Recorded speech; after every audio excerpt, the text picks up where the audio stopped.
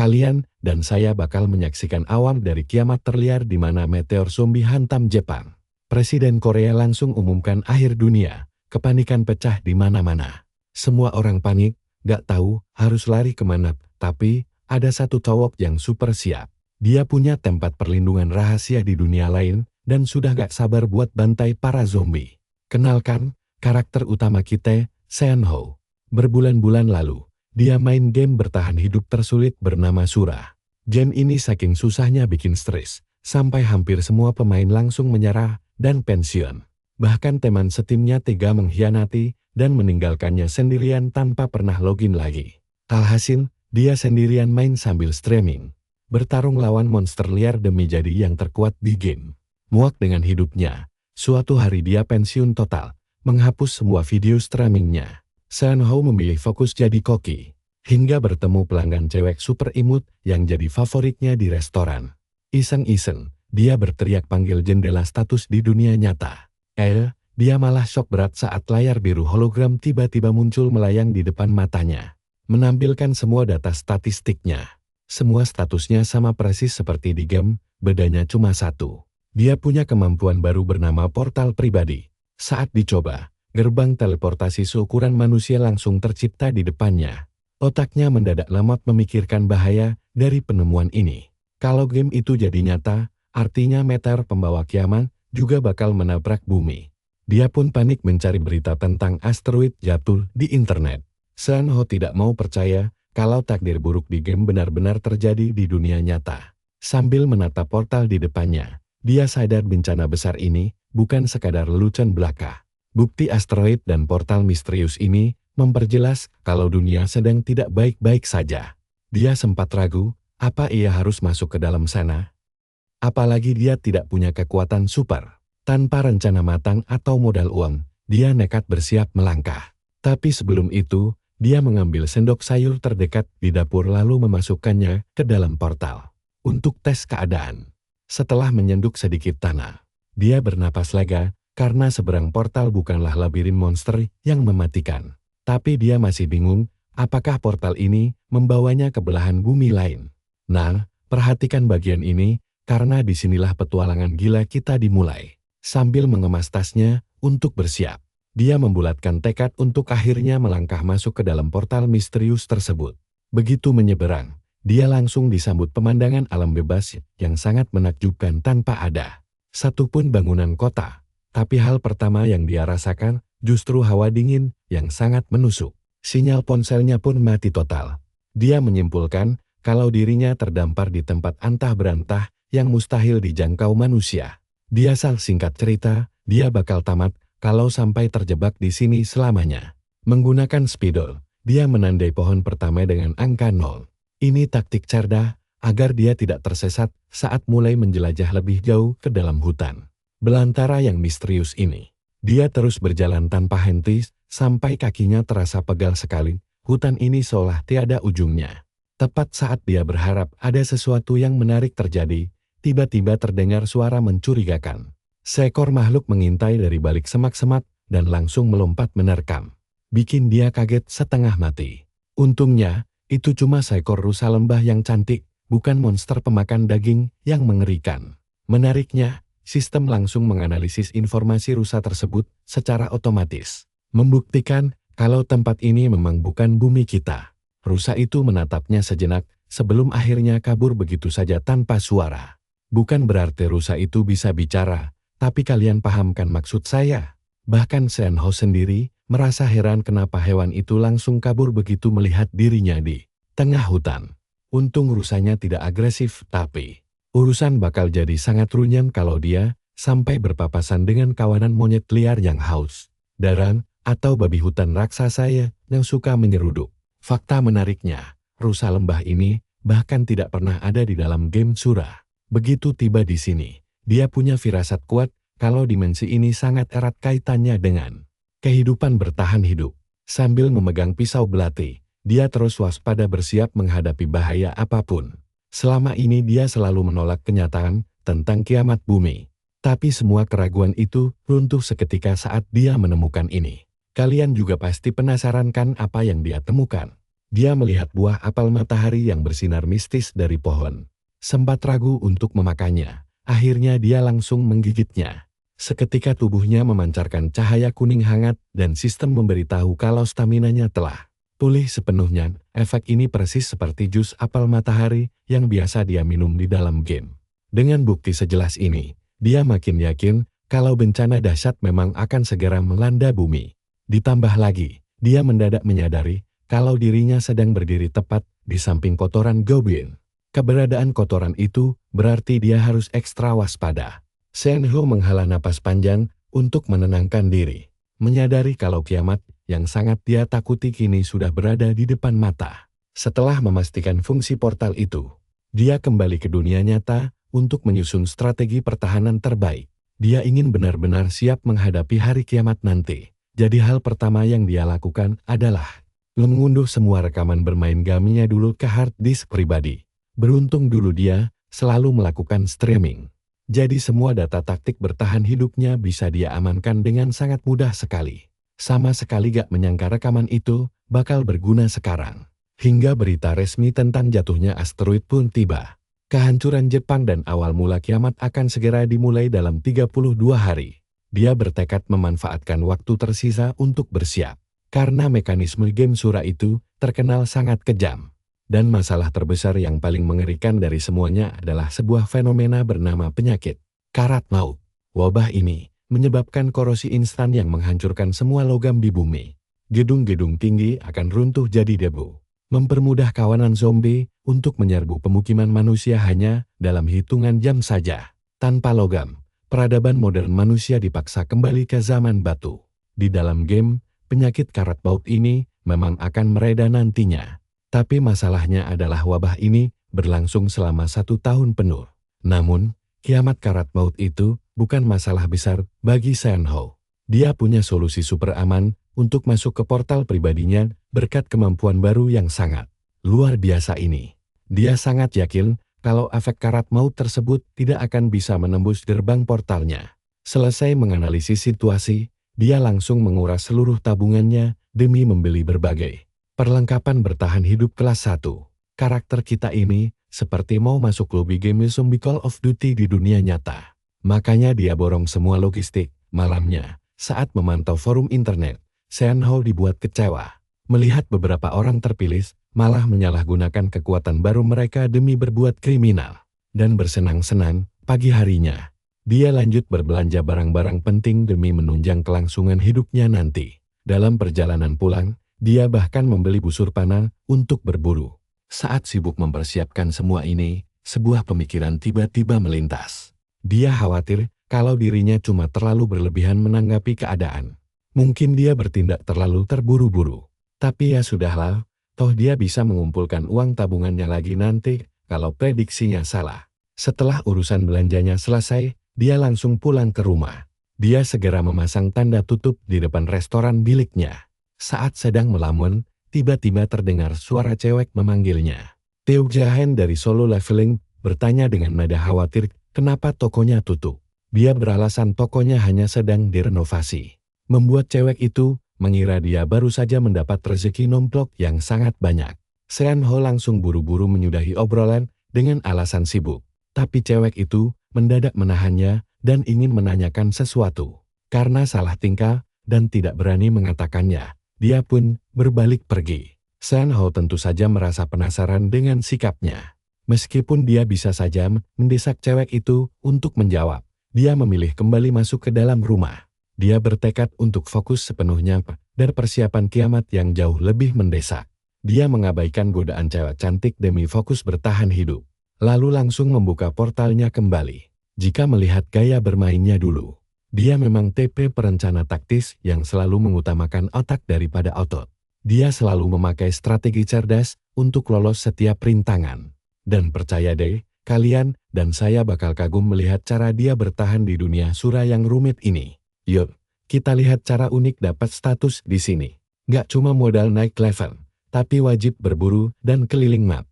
Nah, saat ini karakter utama kita lagi di dimensi lain buat asah kemampuannya pakai busur panah. Karena gaptek dan gak pernah latihan, si abang kita ini malah belajar panahan pakai tutorial YouTube. Si Sangho mulai pasang kuda-kuda yang benar dan bidik sasaran. Bayangan mekanik game mulai muncul di kepalanya. Semua teori itu langsung dia praktekin sampai akhirnya anak panah melesat lepas bus. Panahnya sukses mendarat tepat di papan target. Dia sendiri sampai melongo heran melihat bakat terpendamnya ini, bahkan dia mulai merasa dirinya adalah orang terpilih, tapi pas ngerasain tangannya yang begel luar biasa, Songho sadar kalau kelemahan terbesarnya adalah fisik. Makanya, dia memutuskan buat fokus olahraga demi naikin stamina dan kekuatan tubuhnya dulu. Setelah persiapan dasar selesai, saatnya dia lanjut ke langkah berikutnya. Ada dua hal penting yang harus segera diselesaikan. Pertama, dia wajib bikin rencana matang buat berburu monster dengan cara yang aman. Kedua, dia harus bangun markas rahasia buat nyimpen semua barang persediaan tanpa perlu khawatir. Masalahnya, sekarang dia belum punya senjata atau perbekalan sama sekali karena paket belanjaannya masih dalam proses pengiriman. Sambil nunggu, dia keliling nyari apel emas dan kegirangan karena hoki dapat banyak banget. Setelah nandai beberapa lokasi penting, dia mulai latihan sendiri buat persiapan kiamat. Persiapan super awal inilah yang bikin dia bisa bertahan hidup lama di Sura dulunya. Pas lagi celingukan, Sangho gak sengaja nemu kotoran goblin di tanah. Padahal dia emang lagi nyari petunjuk itu buat tujuan sederhana. Masalah utama dari para goblin adalah mereka itu selalu gerombolan. Tapi karena cuma ada satu tumpukan pup di tanah, ini jadi bukti kuat kalau cuma ada satu goblin yang lagi tersesat di sekitar sini. Detektif dadakan kita langsung meriksa kotoran itu dan yakin kalau goblin ini adalah hewan buangan. Xiao tahu si goblin penyendiri ini bakal jadi tiket emasnya. Dia harus buru makhluk ini secepat mungkin. Malam harinya, misi pencarian pun dimulai. Nah, perhatikan baik-baik bagian ini karena suasananya mulai menegangkan. Dia dengar lolongan serigala, tanda kalau dia makin dekat ke lembah. Dan benar saja, dia akhirnya melihat goblin incarannya itu sedang berkeliaran di balik pohon. Wujudnya beneran mirip banget sama monster yang ada di dalam game. Padahal goblin itu tier monster paling lemah dan receh. Senjata mereka cuma tombak atau sumpit beracun, tapi mereka terkenal sangat kejam. Suka menyiksa mangsanya secara sadis. Itu alasan kenapa karakter utama kita milih senjata jarak jauh kayak busur panah buat pertarungan. Pertamanya, dari penampilannya, goblin di depannya ini kelihatan udah tua dan loyal. Dengan kondisi fisik yang mengenaskan. Tanpa pikir panjang, karena musuh gak bawa senjata, Xiao langsung siapin busurnya. Dia yakin kalau bisa tetap tenang, monster ini bakal mati sekali serang. Anak panah pun melesat cepat dan langsung nembus tangan si goblin hingga bolong. Padahal Xiao ngincer kepalanya, tapi ya sudahlah, lumayan buat serangan pembuka. Memanfaatkan momen emas ini, dia coba membidik lagi, tapi tiba-tiba si goblin melempar batu gede dengan kencang sampai busur di tangannya terpental jauh. Di sini Xiao sadar kalau lawan yang dihadapinya adalah veteran perang yang berpengalaman. Sekarang mereka berdua siapin senjata tajam buat duel jarak dekat. Pertarungan epik antara Sung Jinwo lawan Beru pun dimulai. Bentar, salah cerita woi. Xiao genggam pisaunya erat-erat dan coba nebas pinggang lawan. Tapi goblin lincah itu berhasil menghindar lalu ngehantam lutut Xiao dengan keras. Nggak mau kalah, Xiao langsung ngebanting badan si goblin sampai terlentang di tanah. Di posisi ini, dia jelas menang telak. Tanpa ragu, Sangho langsung tancapin pisaunya sedalam mungkin ke dada monster itu. Membuatnya menjerit kesakitan luar biasa perlahan. Tatapan mata goblin itu mulai meredup dan mati. Pembunuhan pertamanya sukses besar, dan Xiao dapat tambahan 2 poin dari sistem. Dia bahkan masih gak percaya bisa melakukannya. Sambil waspada ngeliat sekeliling, dia nemu bubuk guaca dan minyak sayur di dekat sana. Di dalam game, gabungan bahan ini bisa jadi salep penyembur. Tapi sekarang dia harus cepat-cepat gali tanah buat ngubur jasad ini. Bahaya banget kalau biarin bangkai goblin membusuk di luar karena koloninya bisa ngelakak bau itu. Dan balik memburu Sangho. Apalagi kalau dibiarin gitu aja. Jasadnya bisa berubah jadi monster mengerikan bernama Bone Creeper. Saat celingukan, Sangho nemu sepasang ikan trout merah. Tiba-tiba jantung Xiao berdegup kencang karena firasatnya buruk. Pas dia noleh ke atas, dia langsung lemes melihat sesosok monster burung hantu paling ngeri lagi melotot ke arahnya. Tapi tenang, Kita kilas balik bentar ke masa lalu Sang Ho pas masih jadi streamer game. Dulu dia rajin banget bikin rangkuman materi dan tips buat penonton setianya. Bahkan ada penonton yang rela donasi duit banyak biar dia bahas tuntas isi game itu. Dari situlah Seon Ho paham betul seluk-beluk monster. Termasuk cara ngadepin goblin dan kobold yang sempat dia jelasin kemarin. Menghindar dari bone scraper emang penting. Tapi hutan ini juga jadi sarang dua predator paling mematikan di game, yaitu manusia serigala dan owlbear. Owlbear ini sangat menjaga areanya, yang artinya kehadiran mereka menjaga keseimbangan ekosistem monster di sana. Mengenang masa-masa streaming dulu bikin hati Seon Ho terasa hangat. Ada satu penonton setia bernama Buluman yang selalu tulus dukung dia. Penonton lainnya juga asik meski agak aneh. Kayak si Mas Gukuk yang kerjaannya spam ketikan Wolf terus di kolom chat. Anehnya, Seon Ho heran kenapa tiba-tiba dia malah keinget memori indah itu sekarang. Apa karena dia lagi tatap-tatapan langsung sama wujud monster mengerikan di depannya ini? Makhluk buas yang siap cabut nyawanya kapan saja. Tapi Sang Ho nolak buat pasang begitu aja sama takdir buruknya. Kenangan itu seolah maksa dia buat tetap fokus. Dia gunain sisa waktu yang ada buat mikirin rencana matang. Dia tahu betul kalau tip owlbear itu sangat agresif dan bakal nyabik-nyabik apapun di depannya. Tapi fakta kalau monster itu cuma diem aja nunjukin kalau dia lagi gak terlalu lapar. Yang bikin dia makin panik sekarang adalah kenyataan kalau dia udah masuk terlalu jauh ke wilayah kekuasaan ikan trout merah. Setelah nimbang semua situasi darurat ini, Sang Ho sadar cuma ada satu cara nekat buat lolos dari mimpi buruk ini. Sambil bersiap kabur, dia semangatin diri sendiri kalau mentalnya masih sekelas pro player. Meski fisiknya sekarang cuma selemah kawok biasa bernama Kang Ho. Sambil mengertakkan gigi, dia malah nantang monster itu buat maju menyerang. Ini adalah pembuktian terakhir dari tekadnya yang membara buat bertahan hidup. Si monster langsung melotot dan lancarin serangan pembuka yang mematikan. Owlbear emang raja berburu di malam hari, tapi kelemahan utamanya adalah cahaya terang benderang. Berbekal hafal polanya di game, Sang Ho tahu dia cuma perlu eksekusi gerakan penyelamatan dengan pas. Membaca waktu serangan lawan dengan tepat, Sang Ho sukses menghindar dari sabitan maut itu. Dan langsung kepikiran ide buat bikin efek cahaya. Dengan kecepatan penuh, dia lari memanjat lengan raksasa si monster lalu ngeluarin center leg. Berkekuatan tinggi tepat di depan matanya. Sorotan cahaya mendadak itu langsung bikin matanya buta seketika. Serangan tak terduga ini sukses bikin predator sekelas owlbear shock berat karena kehilangan penglihatannya. Layar berganti memperlihatkan abang kita yang terkapar tak berdaya di kasur saat alam kamarnya berbunyi nyaring.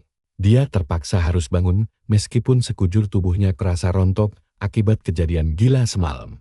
Seon Ho langsung pingsan begitu sampai rumah. Memori terakhirnya cuma lari sekencang mungkin setelah membutakan monster itu. Bener-bener sial, baru aja beresin goblin malah langsung ketemu owlbear. Dia ogah berurusan sama makhluk stres itu lagi dan coba bangun buat nyari makan. Tapi malah langsung jatuh tersungkur ke lantai. Kakinya mati rasa akibat lari maraton semalam. Untungnya, dia masih punya sisa apel emas dari dimensi sebelah. Seon Ho langsung ngambil satu dan gigit apelnya. Seketika staminanya pulih berkat efek ajaib buah itu. Akhirnya dia ngerasa seger lagi dan berniat buat cari makan berat. Tapi setelah dandan rapi, si abang malah gak sengaja ketemu Teo Cha-han lagi. Cewek itu lagi makan di restoran dekat situ. Sebenarnya Sang Ho gak kepikiran buat cari teman makan. Tapi si cewek langsung duduk semeja karena emang hobi cari barengan. Tanpa basa-basi, Mi Kyung langsung nanya apa dia udah nyoba buka jendela status sistem. Sikap antusiasnya ini bikin Yong Ho sadar kalau inilah rahasia yang pengen dia bahas kemarin tapi sempat tertunda. Mi Kyung nunjukin berita di ponselnya buat ngeyakinin kalau fenomena kebangkitan ini beneran nyata terjadi. Bahkan beberapa player yang terbangun malah pakai kekuatan mereka buat nyepat atau ngerampok duit orang lain. Seon Ho agak kaget melihat keberanian cewek ini yang langsung nanya hal sesensitif itu. Tanpa ragu, dia terpaksa berbohong dan bilang kalau gak ada sistem apapun yang muncul di hadapannya.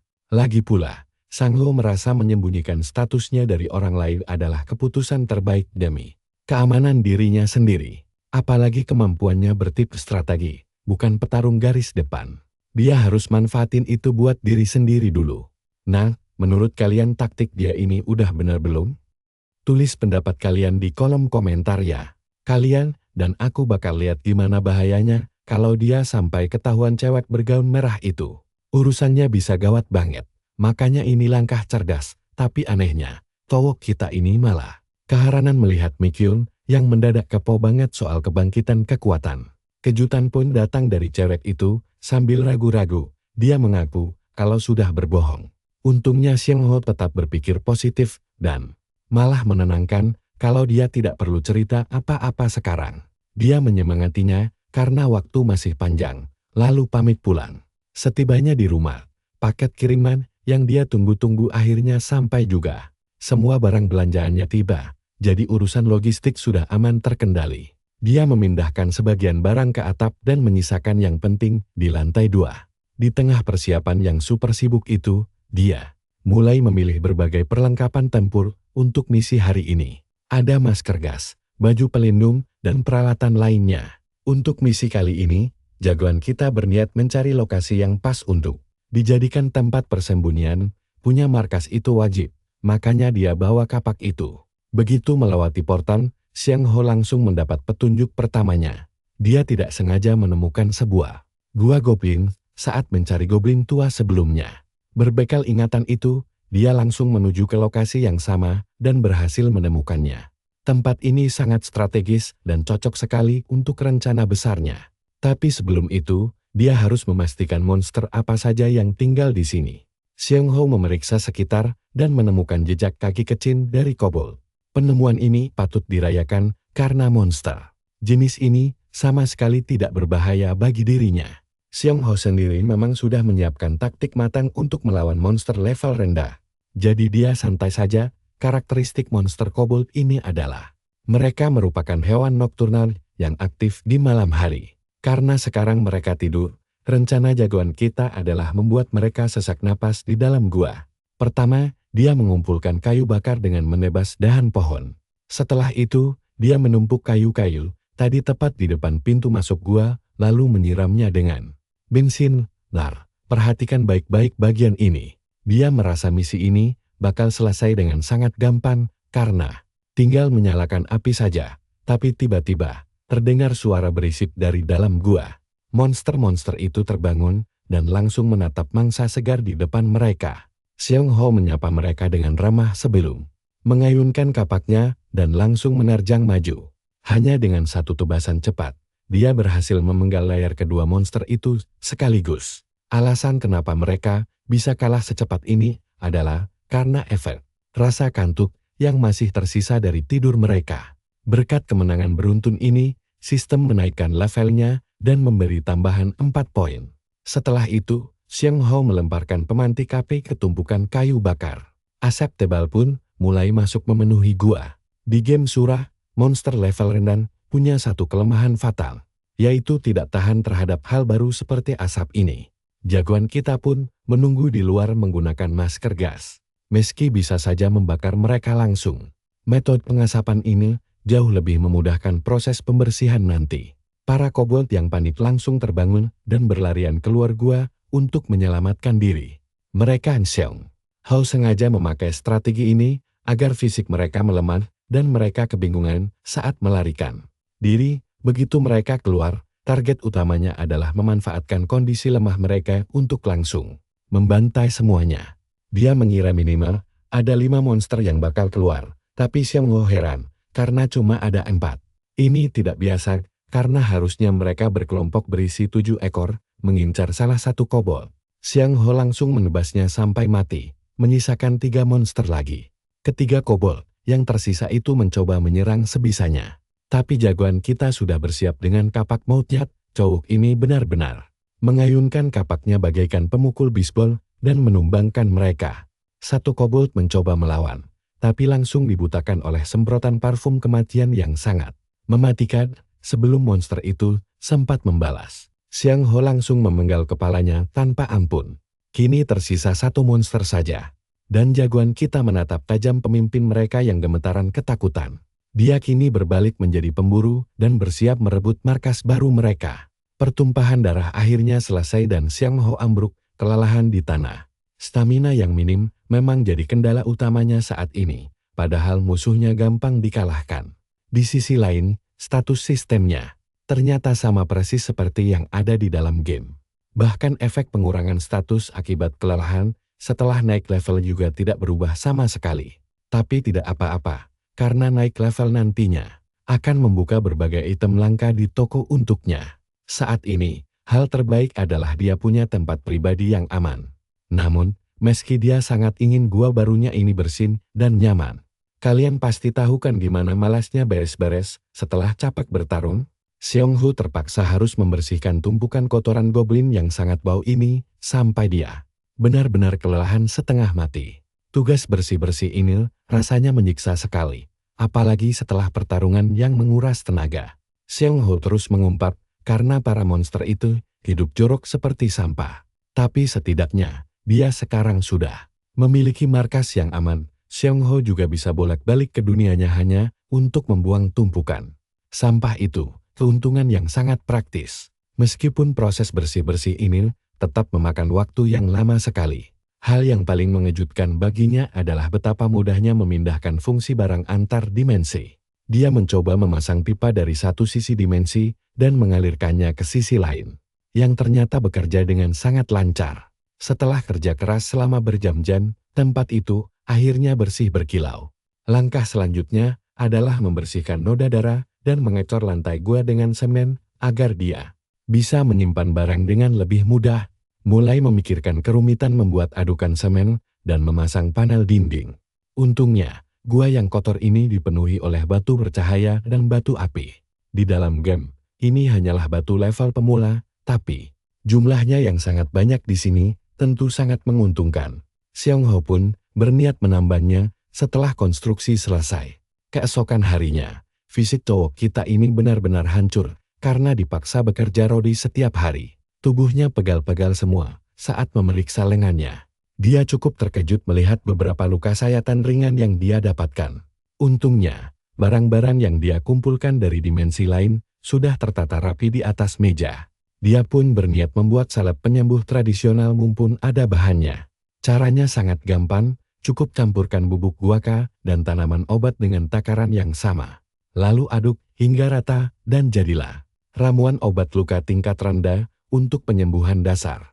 Berkat pengalamannya di bidang kuliner, meracik ramuan seperti ini tentu perkara mudah bagi sang toki kita. Mengoleskan obat ini ke lengannya terasa sangat menenangkan. Namun, Seong-ho sadar kalau dia tidak bisa terus-terusan membuat salep ini secara manual. Dia pun berpikir untuk mulai meningkatkan status fisiknya dengan latihan dasar agar tubuhnya jauh lebih kebal, tapi taruhannya terlalu besar dan dia bisa saja mati konyol sebelum hari kiamat tiba. Meskipun itu bakal jadi lelucon yang sangat lucu, Seong-ho tidak mau ambil risiko konyol dan memilih cara aman.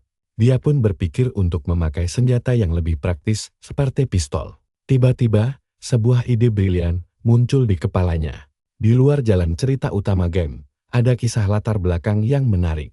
Pertanyaannya sekarang, apakah alur tersembunyi itu juga berlaku di dunia nyata saat kiamat nanti? Berbekal informasi tersebut, Seong-ho berharap peristiwa masa lalu itu benar-benar terjadi karena akan sangat menguntungkan dirinya. Setelah menyusun rencana barunya, dia segera pergi ke atap untuk mengambil bahan bangunan yang sudah dia pesan sebelumnya. Sembari membuka gerbang portal antar dimensi, jagoan kita mulai memindahkan barang-barang tersebut. Dia melemparkan karung-karung semen itu ke seberang portal satu demi satu. Setelah selesai merapikan semuanya, dia turun ke lantai 1. Di sana, saat hendak mengangkut tumpukan paket kiriman lainnya, tiba-tiba gadis tetangganya kemarin mendadak muncul lagi di depannya. Seong-ho mulai merasa kalau cewek ini sudah terlalu akrab dan lancang dengannya. Dia langsung menegurnya tanpa basa-basi, membuat cewek itu merasa sangat malu. Seong-ho beralasan kalau dia sedang sibuk merenovasi rumah, dan untungnya cewek itu percaya. Yang membuat heran, dia menyadari kalau Seong-ho sudah melewatkan jadwal potong rambut 3 bulanan miliknya. Seong-ho langsung teringat hal itu dan merasa rambut pendek memang lebih praktis untuk berpetualang nanti. Dia pun langsung mampir ke salon milik cewek itu dengan rambut gondrong berantakan mirip seorang YouTuber terkenal dunia. Dia meminta agar rambutnya dipangkas habis sampai cepak ala tentara sejati. Meski kaget, sang kapster langsung mencukur rambutnya. Dia pun salah fokus melihat pundak Seong Ho yang kini terlihat lebih lebar. Jujur saja, momen romantis begini cuma ada di komik kan? Yuk, kita tunggu kelanjutan petualangan seru Seong Ho bareng-bareng di episode berikutnya. Kalian dan saya bakal menyaksikan petualangan kocak ini. Di sini, Sang Ho pura-pura polos dan setuju saja, sambil kepo nanya sumber infonya. Tiba-tiba, seorang pria penuh tato masuk ke toko. Dia datang demi info baru. Lucunya, pria ini dulu pernah melawan Seo, tapi cuma di kontes menyanyi. Tentu saja karakter utama kita kesal, karena si badut ini ternyata jadi sumber informasi si cewek. Si rambut pirang ini bilang, kalau seseorang sengaja menghapus siaran langsung demi menyimpan semua info untuk dirinya sendiri. Suasananya jadi canggung banget, karena orang yang dia bicarakan ada di sana. Pria ini bahkan sesumbar ingin melacak lokasi asli si pemain misterius. Seong Ho penasaran, lalu Inu menyebut nama Kimbap Jojo, yang sebenarnya merupakan nama pengguna rahasia milik Sang Ho sendiri. Keadaan makin rumit, karena sekarang dia sadar bahwa orang-orang benar-benar sedang memburunya. Inhan memaksa si gadis bergabung ke tim mereka. Sementara Sean Hajeharo menganggap seluruh situasi ini konyol. Satu-satunya alasan dia menghapus video itu karena dia merasa kecewa, bukan demi keuntungan pribadi. Lagi pula, berandalan sok tahu ini terus saja bicara besar di depannya. Dia bahkan mengumpat pada Sang Ho karena kabur tanpa membagikan info siarannya. Dia sama sekali tidak tahu kalau orang yang sedang dia cari sekarang sedang duduk santai tepat di hadapannya. Seong Ho jadi penasaran, apakah seluruh komunitas internet juga berpikiran sama. Hal ini membuatnya ragu, apakah dia harus mulai membagikan informasi. Akhirnya, dia langsung berdiri untuk menghadapi orang itu. Dia menegur Inu, karena telah mengacaukan sesi potong rambutnya. Inu mencoba berlagak tanggul, tetapi Sang Ho langsung menatap si bodoh itu dengan tatapan membunuh. Menyuruhnya pergi sekarang juga. Daripada menanggung malu lagi, berandalan itu akhirnya pergi dengan ketakutan. Mi Kyung merasa sangat lega melihat si gadis cemas. Jagoan kita berinisiatif untuk meminta nomor teleponnya. Dia melakukan ini karena si badut tadi bisa saja membahayakan nyawa gadis itu. Setibanya di rumah, ketampanan sang karakter utama naik drastis dengan gaya rambut barunya yang mirip model profesional. Perhatikan baik-baik bagian ini, karena disinilah amarah netizen mulai menggila. Saat memeriksa forum internet, dia mendapati seluruh halaman penuh dengan cacian serta makian kejam yang ditujukan langsung kepadanya. Lalu dia menemukan akun milik Inho. Si badut itu memakai nama samaran meski akunnya sudah terverifikasi resmi. Seluruh kirimannya berisi ujaran kebencian yang menyerang karakter utama kita habis-habis Aryan. Benar-benar seorang pembenci sejati luar dan dalam. Sang Ho langsung mematikan komputernya karena itu respons paling tepat. Mentalnya sama sekali tidak goyah. Dia hanya merasa sangat kecewa. Namun, pikirannya mendadak tenang saat dia mengaktifkan portal gaibnya. Selama 2 hari berikutnya, dia sibuk menambang dan membangun tempat persembunyiannya dengan menggunakan sekop serta adukan semen. Dia meratakan adukan semen basah itu dengan rapi setiap hari. Begitu selesai, dia menunggu semennya mengering sambil menatap rembulan malam yang sepi. Saat itulah, Seon Ho menyadari sesuatu. Dia harus membalas semua ketidakadilan dan kekejaman ini. Dia bukan pahlawan kebenaran yang mencari tujuan hidup yang mulia. Tujuan utamanya hanyalah bertahan hidup, apapun rintangannya. Selama dia menang, itu sudah cukup. Setelah membulatkan tekad, dia berbalik dan terkejut melihat monster tengkorak merayap mendekat. Seon Ho yang sedang kesal akhirnya menemukan target pelampiasan. Ledakan dahsyat pun terjadi, melahap segalanya dengan kobaran api membara. Saat tersadar, tubuhnya sudah dipenuhi luka goresan gila. Dia bahkan bingung apa yang baru saja terjadi di sana. Namun, dia langsung teringat monster tengkorak menyeramkan itu. Pertanyaan terbesarnya adalah, bagaimana dia bisa selamat dari ledakan jarak sedekat itu? Untungnya, misteri ini segera terjawab. Begitu melihat monster itu, Seon Ho tahu makhluk keparat itu akan meledak hancur. Jadi, dia langsung berlari sekencang mungkin. Tapi gelombang ledakan tetap menghantamnya hingga pingsan seketika. Untungnya hantaman itu tidak sampai membunuhnya, tapi tindakan nekat tadi harus dibayar mahal. Tubuh bagian kanan Seon Ho kini tertancap duri tajam, Dengan sisa tenaga, dia mencoba bergerak. Kalian pasti berpikir dia tamat di sini kan? Tenang dulu. Karena berhasil mengalahkan monster itu, dia justru mendapat poin tambahan. Meskipun semua statistik tubuhnya anjlok parah akibat terluka. Rasa pening luar biasa mulai menyerang kepalanya. Dengan sisa kekuatan terakhir, dia membuka portal pelarian. Hal pertama yang dia lakukan sesampainya di seberang adalah mengobati luka parahnya. Dia harus mencabuti serpihan tulang monster yang menancap di kulitnya. Rasanya perih setengah mati saat ditarik keluar. Untungnya, salep ajaib miliknya mampu menghentikan pendarahan hebat itu. Setelah membalut seluruh lukanya dengan perban, Zhang Ho akhirnya pingsan karena kelelahan ekstrim. Keesokan paginya, saat fajar tiba, jagoan kita akhirnya tersadar kembali. Dia merasa nyaris mati setiap detiknya. Karena khawatir akan kondisinya, dia langsung membuka jendela status sistem. Untungnya, sistem mendeteksi tubuhnya aman-aman saja. Dia berdiri sambil kebingungan bagaimana monster tengkorak itu bisa melacaknya. Hutan ini sangat luas, jadi wajar saja jika monster liar tiba-tiba muncul dari kegelapan secara acak. Kejadian ini membuatnya sadar harus fokus menaikkan statistik persepsi demi meningkatkan kemampuan deteksi. Cara satu-satunya untuk memperkuat status tersebut adalah dengan memakai poin khusus. Poin ini didapatkan dari hasil berburu atau menjelajah. Selain itu, dia juga bisa memakai perlengkapan langka. Masalahnya, game Sura ini sangat pelit dan luar biasa sulit. Tingkat kesulitannya tidak masuk akal. Bahkan demi item penambah status yang biasa saja, dia harus menantang monster level tinggi yang sangat berbahaya dan jauh di atas kemampuannya.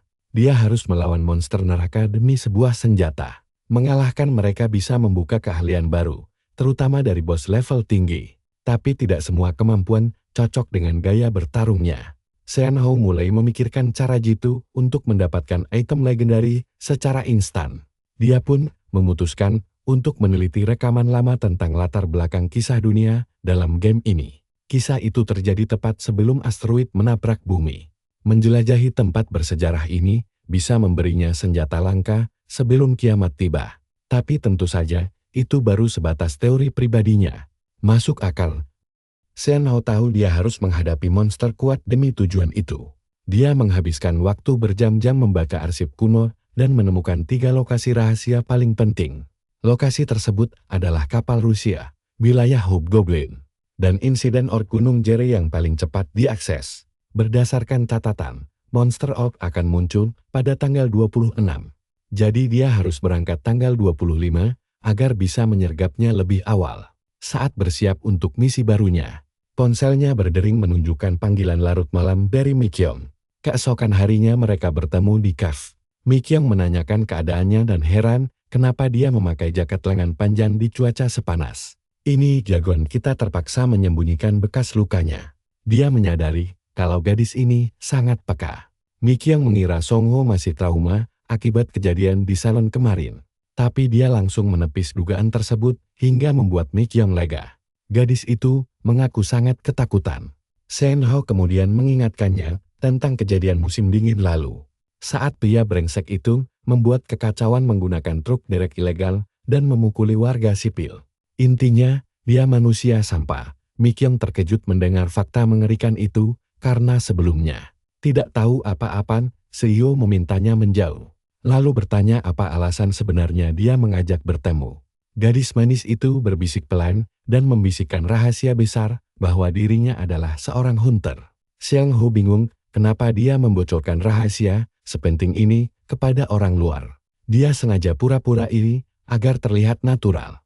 Gadis itu merasa bersalah karena menyembunyikannya. Tapi Seong Ho meyakinkan bahwa semuanya baik-baik saja sebelum akhirnya pamit pergi. Dan disinilah kita melihat akhir pertemuan mereka yang penuh teka-teki. Dia merasa senang dipercaya, lalu sebelum pergi, dia memberikan petunjuk dengan berbohong bahwa dia menyukai game bertahan hidup.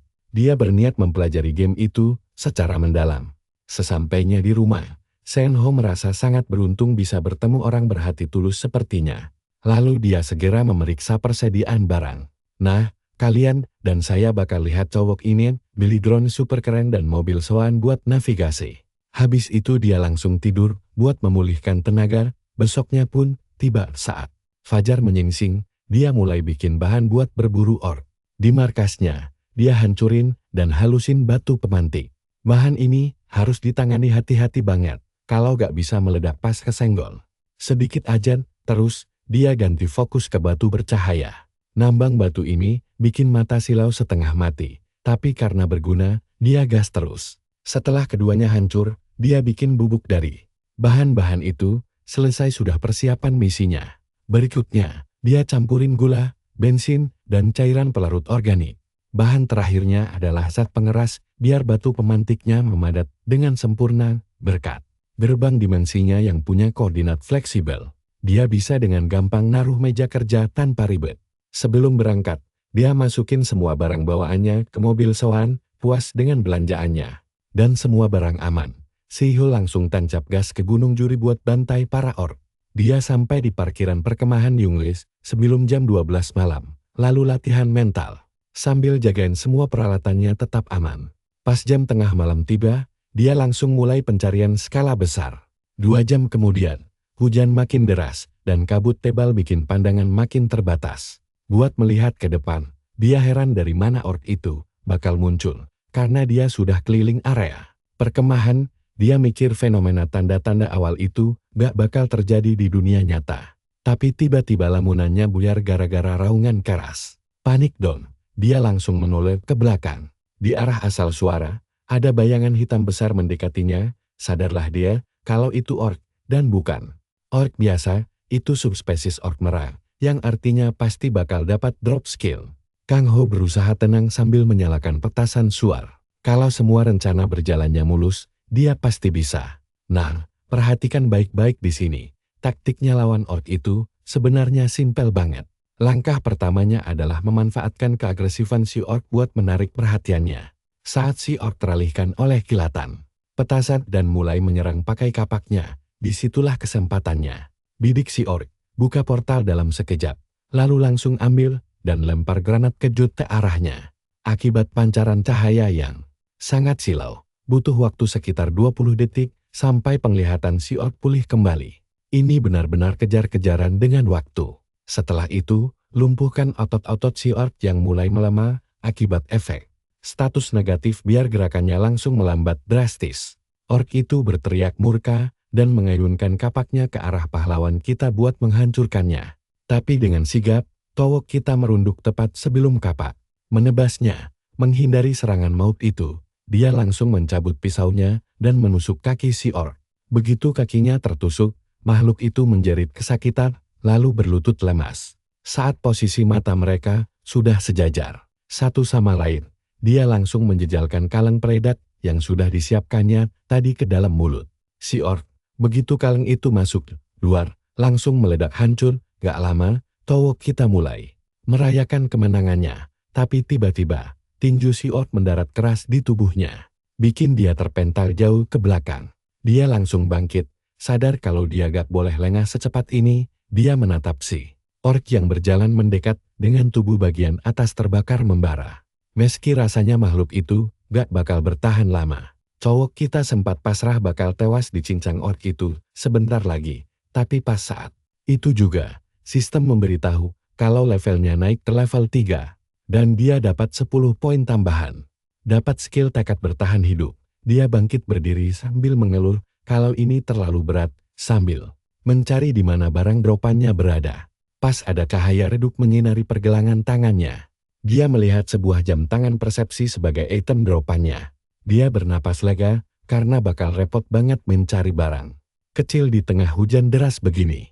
Dia mendekati mayat si ork sambil memutar otak. Bingung harus diapakan bangkai ini. Dia ingat kalau insiden ork Jiren sebelumnya sempat ditutup-tutupi pemerintah. Dia pun bingung apa boleh menyebarkan informasi ini karena situasinya bisa makin kacau. Mengingat ucapan Miyong kalau orang-orang yang terbangun adalah mereka yang setidaknya pernah memainkan game itu sekali, artinya cuma satu hal, pasti ada ribuan orang yang sudah terbangun di luar sana.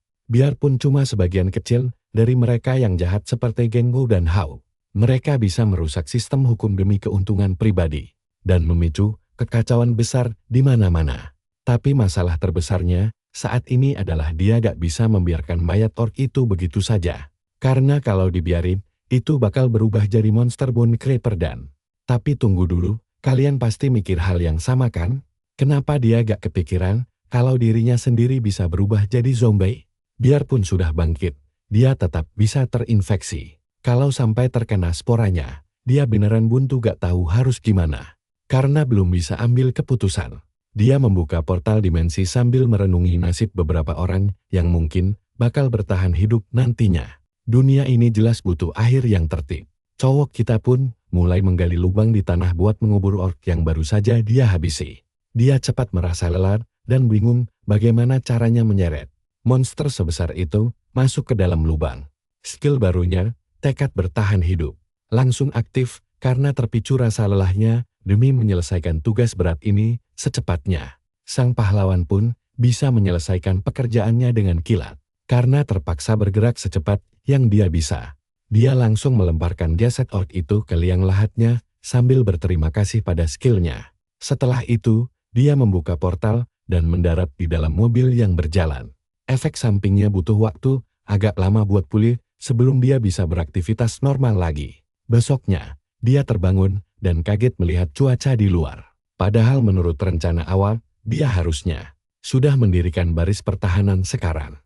Dia mengecek HP-nya, penasaran apakah sisa-sisa ork merah itu sudah benar-benar lenyap.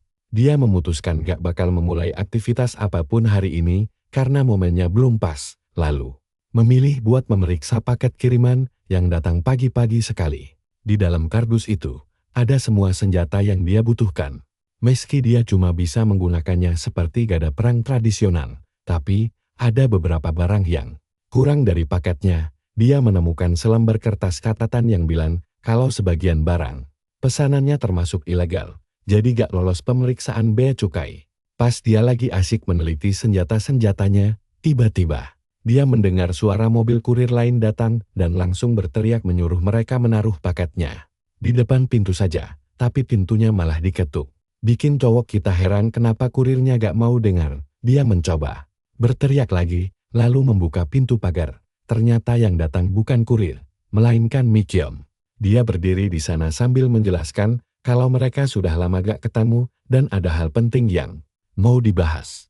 Dia membawa kantong plastik berisi makanan dan menawari cowok kita makan raboki bareng. Padahal sekarang sisa 24 hari lagi menuju hari kiamat. Cowok kita benar-benar gak menyangka kalau Mikyom akhirnya beneran main ke rumahnya. Dia langsung kelihatan gugup setengah mati dan mukanya memerah padam. Setelah menyajikan makanannya, dia menyuruh cowok kita makan mumpung masih hangat. Dan dia pun nurut. Gak lama mereka selesai makan, dan dia bertanya ada hal apa yang mau dibicarakan. Cewek itu langsung ke inti masalah, karena sebelumnya cowok kita bilang sedang menyelidiki Surah. Jadi dia mau membagikan info penting tentang itu. Padahal, bukan topik ini yang dikira cowok kita bakal dibahas. Dia sempat gair mengira cewek itu mau mengajaknya pacaran. Tapi dia meyakinkan diri kalau membahas soal kiamat dengannya adalah pilihan terbaik saat ini karena dia butuh teman curhat yang bisa dipercaya di masa saat sulit begini. Si cewek pun langsung membuang sampah makanan sementara cowok kita menyiapkan beberapa hal. Lainnya, dia menyalakan komputernya. Dia bahkan jujur padanya kalau dia sudah bangkit karena bakal canggung kalau cewek itu tahu dari orang lain. Dia mulai menjelaskan secara detail tentang wabah kematian logam, dan bagaimana bepergian dalam kelompok berisi lebih dari 6 orang bakal bikin mereka jadi sasaran empuk para zombie, memiliki kepekaan deteksi sangat krusial demi bertahan hidup, menjadikannya kemampuan terpenting. Dibanding skill lainnya, inti dari game ini hanyalah bertahan hidup. Pas dia mau menjelaskan lebih lanjut, si cewek langsung memotongnya. Dia membahas tentang apa yang dikatakan Owen Hau, yang bikin Kimbo Plover kena banyak kecaman. Jadi kenapa dia gak membocorkan informasinya saja? Cowok kita gak punya jawaban pasti dan malah menyuruhnya menebak. Tebakannya adalah setiap orang pasti punya alasan tersendiri yang masuk akal. Terus cowok kita bilang kalau dia nolak ajakan buat gabung, bikin si cewek heran setengah mati. Dia pun ngeluarin HP buat nunjukin rekamannya dan percaya deh. Kalian harus lihat lanjutannya nanti. Kalian dan aku bakal masuk ke cerita bertahan hidup kiamat paling gila. Dimulai dari bajingan yang mau menculik gadis. Mendengar omong kosong itu, bikin pahlawan kita emosi. Lalu, dia memperingatkan Mekon tentang kiamat. Sifat asli manusia bakal terbongkar. Karakter utama kita menasihatinya agar jangan mempercayai siapapun. Tapi gadis ini malah mengejutkannya dengan mengajak bikin tim bersama. Dia cuma bisa mengepalkan tangan karena bingung harus menjawab apa. Dia tidak bisa asal bicara begitu saja. Target utamanya adalah mencapai level 10 demi membuka toko sebelum tutorial dimulai. Dan itu menjadi masalah besar. Di dunia Sola, ada sistem unik di mana peringkat monster yang muncul. Monster yang bangkit kembali berubah sesuai level pemain. Kalau gadis ini ikut, dia pasti bakal mati dengan cara yang mengenaskan. Sambil tertawa canggung, dia bertanya apa yang akan gadis itu lakukan kalau dirinya berubah menjadi zombie. Gadis itu santai saja dan langsung pamer kemampuan teleportasinya tepat ke atas meja makan. Dia menyombongkan keahlian khususnya bernama kedipan instan. Katanya dia tinggal menghindar saja kalau sampai digigit. Karakter kita tentu saja terkejut melihat keahlian itu. Dia langsung memperingatkan agar tidak memamerkannya ke sembarang orang. Tapi si gadis bilang dia sangat percaya padanya. Dengan riang, dia mengajak membentuk tim hebat asalkan tidak berubah menjadi zombie. Beberapa saat kemudian, dia berdiri di dekat pepohonan. Dia berpikir ternyata gampang sekali membuat pagar pertahanan. Langkah awal adalah menancapkan tiang penyangga ke tanah dengan palu. Setelah terpasang kokoh, dia melilitkan kawat berduri di sekelilingnya dan mengencangkannya dengan sangat rapat agar aman. Tidak lupa, dia memasang sensor inframerah di beberapa titik penting dan pekerjaannya selesai. Sambil memandangi hasil karyanya, dia memuji diri sendiri dan yakin setidaknya harus mendapatkan 1 poin ketangkasan tambahan atas kerja kerasnya ini. Xiang Hou melangkah kembali setelah menyelesaikan dinding semen pertahanan, lalu memutuskan untuk mulai memindahkan tumpukan paket barang. Setelah beberapa lama, semua kotak itu akhirnya selesai dipindahkan. Di saat dia sedang merencanakan langkah selanjutnya, tiba-tiba tubuhnya merinding dan dia bersin. Dia tersadar bahwa dunia lain itu bakal sangat dingin dan dia harus segera berlindung di tempat ini. Karena itulah, dia harus mulai memikirkan beberapa langkah antisipasi darurat. Pahlawan kita melihat ke mulut gua dan memutuskan membuat gerbang kokon karena tirai biasa tidak akan cukup, tapi astaga, dengan setiap langkah baru, daftar pekerjaan yang harus dia selesaikan malah semakin menumpuk tanpa henti. Nah, perhatikan baik-baik di sini. Dia mulai merencanakan tempat-tempat yang bakal dia jarah dalam waktu 5 jam sebelum wabah mematikan menyebar, tapi di tengah jalan, langkahnya terhenti oleh sosok yang sudah lama tidak ditemuinya. Pria itu adalah Yung Jun, seorang pelatih kebugaran yang sudah bercerai dan memiliki anak perempuan kecil. Karakter kita mencoba membaca raut wajahnya yang tampak sangat suram dan dipenuhi oleh banyak sekali pikiran berat. Pelatih kebugaran itu tidak terlalu peduli, tapi dia mulai memperhatikan bentuk tubuh karakter kita yang tampak semakin kekar bugar. Lalu pahlawan kita bertanya ada masalah apa, dan jawabannya ternyata sudah sangat jelas bagi mereka. Dia sangat tertekan karena dunia ini akan segera kiamat. Jelas saja tokoh utama kita kaget karena ternyata pelatih itu juga mengetahuinya. Sang pelatih kemudian bertanya, apakah dia juga mempercayai kabar burung tentang kehancuran dunia tersebut. Awalnya dia tidak percaya sampai melihat temannya melayang menggunakan kekuatan super barunya. Karakter kita terpaksa berbohong kalau dia belum bangkit. Membuat sang pelatih mendesah kecewa karena dia sendiri juga belum mendapatkan kekuatan apa-apa. Sekarang temannya itu pergi ke stasiun televisi untuk meraup banyak uang. Sang pelatih memintanya untuk duduk santai di sebelahnya. Membuat karakter kita sadar bahwa sebentar lagi seluruh dunia akan segera mengetahui keberadaan para manusia terbangkitkan ini. Sang pelatih langsung mengalihkan topik ke kejadian aneh tentang baku tambak di daerah tertentu. Xiang Hou benar-benar tidak percaya mendengar hal itu karena dia sama sekali belum sempat menonton berita televisi sejak pagi hari tadi. Begitu dia ingin mencari beritanya, ternyata unggahan tersebut langsung dihapus secara massal karena media sedang dikendalikan ketat. Sang pelatih menjelaskan bahwa pemerintah mencoba menutupi kejadian itu dengan dalih bahwa penembakan dilakukan oleh desertir militer. Kini area penembakan telah ditutup rapat dari masyarakat umum dan hanya bisa diakses oleh militer serta kepolisian saja Mendengar hal itu, karakter kita tiba-tiba langsung berdiri, membuat alasan seadanya untuk segera pamit dan lari secepat mungkin. Sesampainya di rumah, dia menyadari aksi baku tembak itu terjadi tepat setelah insiden kemunculan ork. Seluruh kejadian mencurigakan ini membuatnya berpikir bahwa pemerintah terlibat langsung. Karena reaksi cepat mereka yang terasa sangat tidak wajar ini, dia segera membuka berkas video di komputernya. Dia terkejut karena ternyata banyak sekali orang yang mengetahui waktu tepat terjadinya fenomena awal tersebut. Meskipun dia sudah berhasil melenyapkan ork itu, baku tembak tetap saja terjadi secara bersamaan. Kalian pasti sepikiran sama aku kan? Ada konspirasi besar di sini. Jangan-jangan ada yang membocorkan informasi ini ke pemerintah sejak awal, memicu semuanya dari fenomena pertama. Mungkin dalang dibalik semua ini sengaja tidak menampakkan diri karena tidak memiliki kemampuan menyerang yang kuat. Dia belum tahu pasti siapa pelakunya, tapi jelas ada seseorang yang mengendalikan pemerintah dari bayang-bayang. Seung Ho terus memikirkan siapa dalang dibalik semua ini. Dia mulai menyelidiki hingga mencurigai 3 pemain veteran.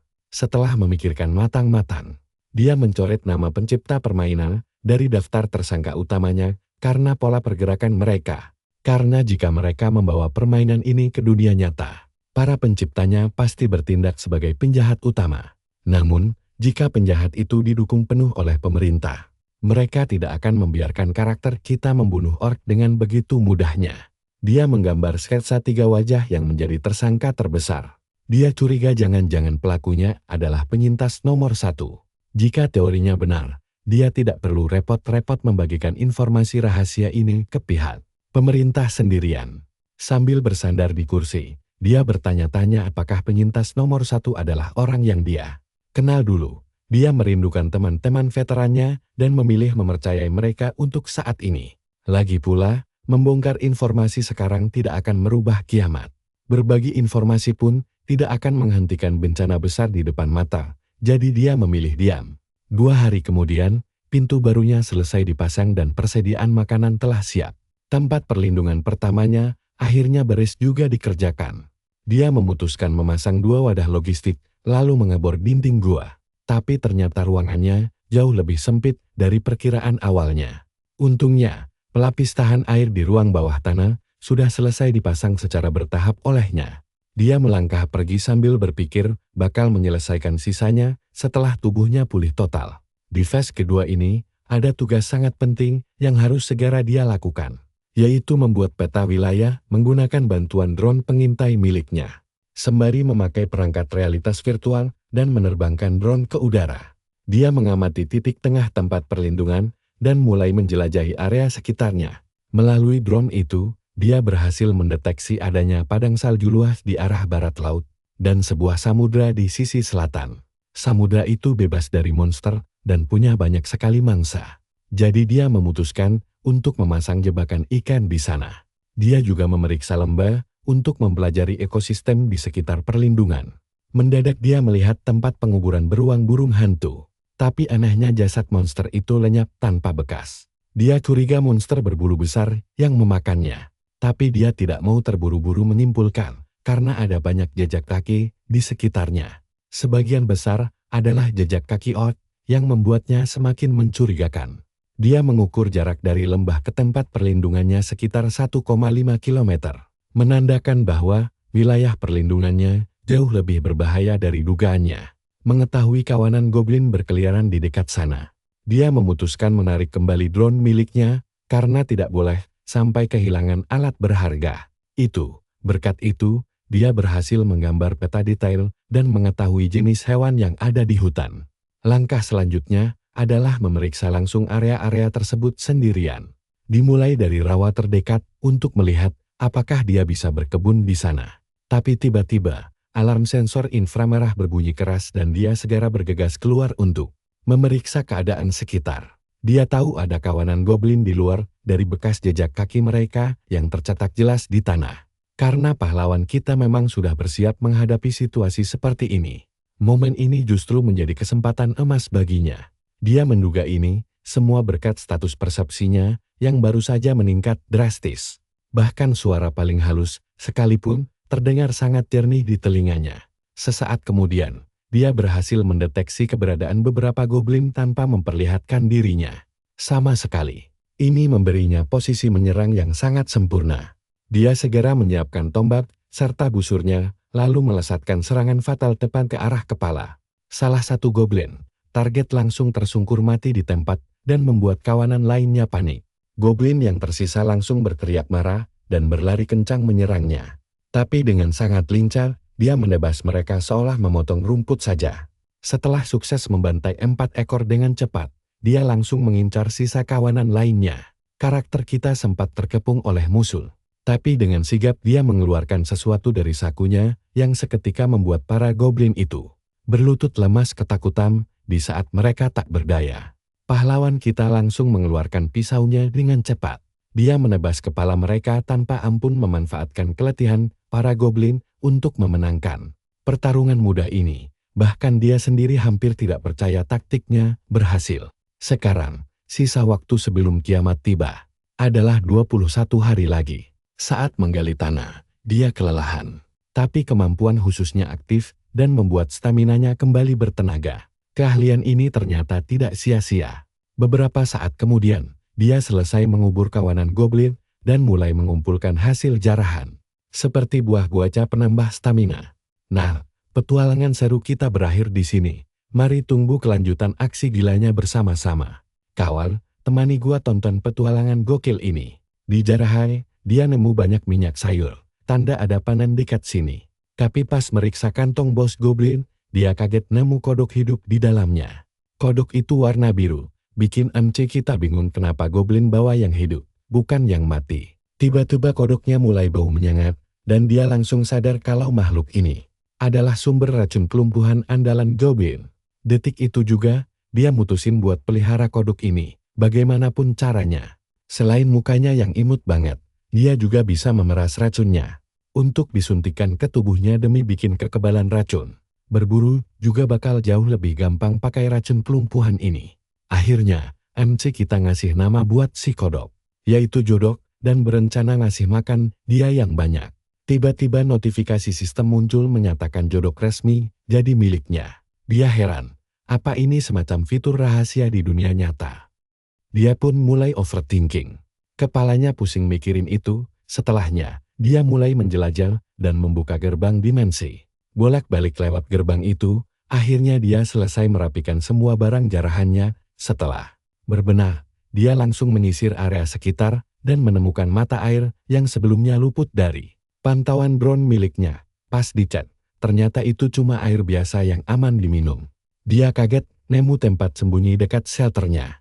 Tepat di belakang mata air itu, ada pohon guaca dan kuncup minyak sayur. Tanpa buang waktu, dia langsung memetik buah guaca serta memanen kuncup minyak sayur secukupnya. Dia menandai pohon-pohon di sepanjang jalan, biar tidak tersesat saat mau kembali lagi ke tempat ini, lalu memutuskan pulang ke apartemennya untuk memberi makan peliharaan barunya, Jodok. Sementara waktu, dia merawatnya di apartemen lantai 2, karena kalau ditinggal di tempat persembunyian, kodok itu bisa mati. Selain mengurus peliharaan, tugasnya masih menumpuk. Pekerjaan paling lama adalah meracik salep obat. Sialnya dia malah bikin kebanyakan. Dia bingung mau dikemanakan, mau dikasih ke Mikian, juga tidak enak. Karena dia juga sesama awak kenal. Akhirnya, dia berniat memberikannya ke Hyong. Perhatikan baik-baik bagian ini kawan. Saat bertamu ke tempat Hyong, MC kita disuguhi minuman protein dan memberikan salepnya. Hyong pun heran benda apa itu. MC kita beralasan kalau dia salah beli kebanyakan. Padahal salep itu sangat manjur buat mengobati luka. Hyong pun bercanda menuduhnya mau alih profesi jadi sales, yang langsung dibantah tegas. Tapi Hyong tetap berterima kasih atas obat luka itu, sekaligus info berguna seputar surah. Sebaliknya, MC berterima kasih karena sudah dikasih tahu soal insiden penembakan. Tiba-tiba Seung Ho merasa suasana gimnasium terlalu sepi dari biasanya. Sahabatnya menjelaskan kalau semuanya sedang sibuk menyusun rencana. Setelah seorang penyiar menyebarkan informasi penting, mereka berniat membangun markas di sini. MC kita langsung memperingatkan kalau mengumpulkan terlalu banyak orang malah bisa memicu bahaya besar. Tapi Hyung terlalu setia kawan untuk meninggalkan anggotanya. Dia pun penasaran apa rencana Xiang Hao selanjutnya, namun MC cuma mengabaikannya. Tiba-tiba, terdengar jeritan histeris yang sangat familiar bagi Xiang Hao. Saat melongok ke bawah gedung, dia melihat Mi Qiong tergeletak di tanah. Mereka berdua langsung berlari turun untuk melihat keadaannya. Dia mengaku kalau dirinya diserang secara tiba-tiba tanpa sempat melihat wajah pelakunya. Tanpa pikir panjang, Qiong nekat keluar gedung untuk menyisir area sekitar. Mengabaikan peringatan MC agar tetap diam di tempat dulu, sementara itu, MC kita tetap menemani Mi Qiong yang bercerita bahwa pandangannya mendadak gelap gulita sampai otaknya tidak bisa mencerna apa yang terjadi. Mendengar penjelasan itu, seketika tengkuk MC kita merinding hebat. Menyadari situasi buruk ini, dia langsung mendesak Mi Qiong agar segera memakai kemampuan teleportasinya begitu ada hal aneh, karena musuh sudah mulai bergerak.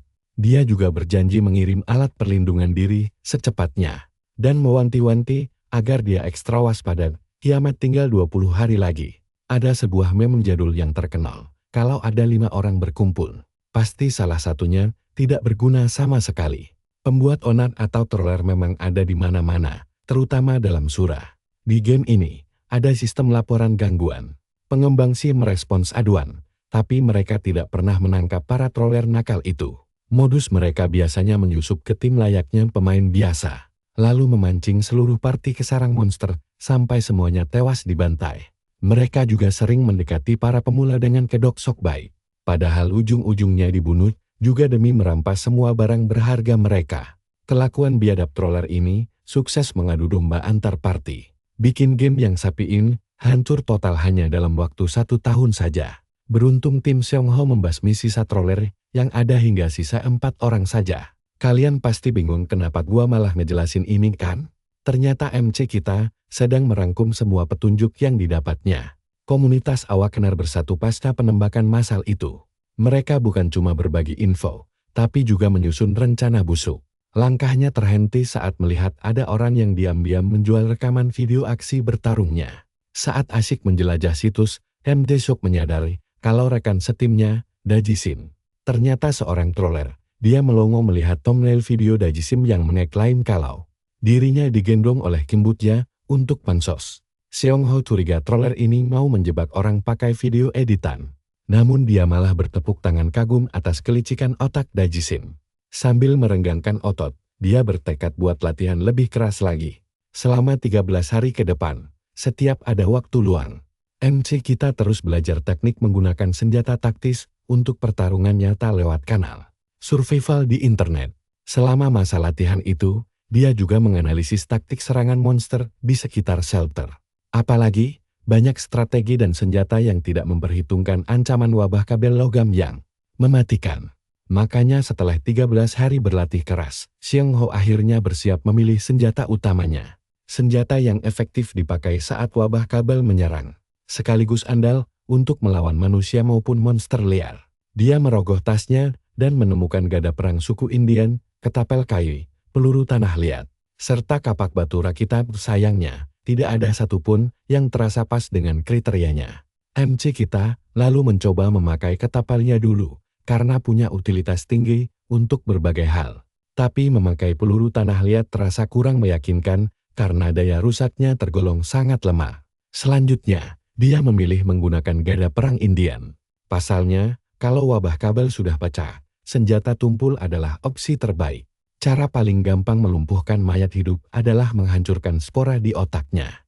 Dia ingat kalau senjata pertama yang mau dibeli setelah mencapai level 10 nanti adalah TP. Senjata tumpul, yaitu gada kayu ebony. Makanya dia harus buru-buru meningkatkan kemahiran bertarungnya sekarang. Tapi dia ragu, apa gada perang Indian ini juga ampuh buat melawan manusia. Rasanya agak riskan, karena bakal sulit sekali meladeni musuh yang punya kekuatan psikis dengan senjata jarak dekat ini. Padahal dia tahu membunuh manusia di game survival ini bernilai 50 poin. Meski ada sistem penalti bagi pembunuh yang memicu duel mode wajib, tetap saja ada orang gila yang nekat memburu pemain lain demi meraup poin instan itu. Sembari menimbang resiko, dia mengayunkan gadanya sekuat tenaga sampai boneka kayu hancur. Berkeping-keping, dia bertekad menghindari tag player haus darah seperti itu. sebelum dia selesai mengumpulkan item dan skill penting. Selesai latihan fisik yang melelahkan, MC kita menyeka keringatnya sambil berencana membereskan barang di shelter. Tapi niatnya mendadak terhenti saat mendengar lolongan serigala dari arah luar. Dia tersentak kaget dan bertanya-tanya, apakah ada binatang buas yang terluka parah di dekat area persembunyiannya? Tanpa ragu, dia langsung keluar menyelidikinya. Dan benar saja, Xiang Ho menemukan seekor serigala raksasa yang ukurannya bahkan bisa ditunggangi manusia. Melalui sistem, dia mengetahui kalau monster ini bernama serigala abu-abu. Namun setelah diperiksa lebih dekat, serigala raksasa itu sudah tidak bernapas lagi. Dia bingung apa serigala ini tersesat atau melarikan diri ke sini setelah diserang musuh lain. Untuk mencari tahu, MC kita mulai memeriksa bekas lukanya. Tapi tiba-tiba saja, seekor anak serigala menyeruduk punggungnya. Ternyata, serigala raksasa yang tewas itu adalah induk dari anak serigala lucu ini. Si kecil langsung pasang badan di depan jasad induknya demi melindunginya. Dia jadi bimbang karena tidak tega memakai kekerasan untuk mengusir anak serigala itu. Akhirnya, dia mengambil sekop untuk mengubur jasad induk serigala itu. Sembari menggali tanah, dia cemas jasad ini berubah jadi monster tumbuhan tulang jika tidak dikubur, atau malah memancing monster lapar lainnya. Nah, kita tunggu kelanjutan kisahnya ya. Yuk, temani saya melihat kisah haru ini. Bocah kita selesai menggali kubur sementara si anak serigala tidur lelap di samping induknya. Mengingatkannya pada Mongci, anjing masa kecilnya. Kemudian, dia menggendong serigala kecil itu dan berbisik bahwa ibunya akan tidur di sini selamanya. Dia juga berjanji membuatkan pintu khusus di markas agar si kecil bisa berkunjung kapan saja. Setelah itu, Xiang Ho memberikan sepotong daging lezat pada serigala itu, berjanji akan merawatnya sampai tumbuh besar. Sebagai imbalan, dia meminta bantuan penciuman tajamnya untuk bertahan hidup. Saat ditanya apakah setuju, anak serigala itu merespons dengan sangat gembira lewat suara rengkuhan yang begitu halus. Sang tokoh utama langsung menamainya Dingo sembari mengelus kepalanya dengan penuh kasih sayang.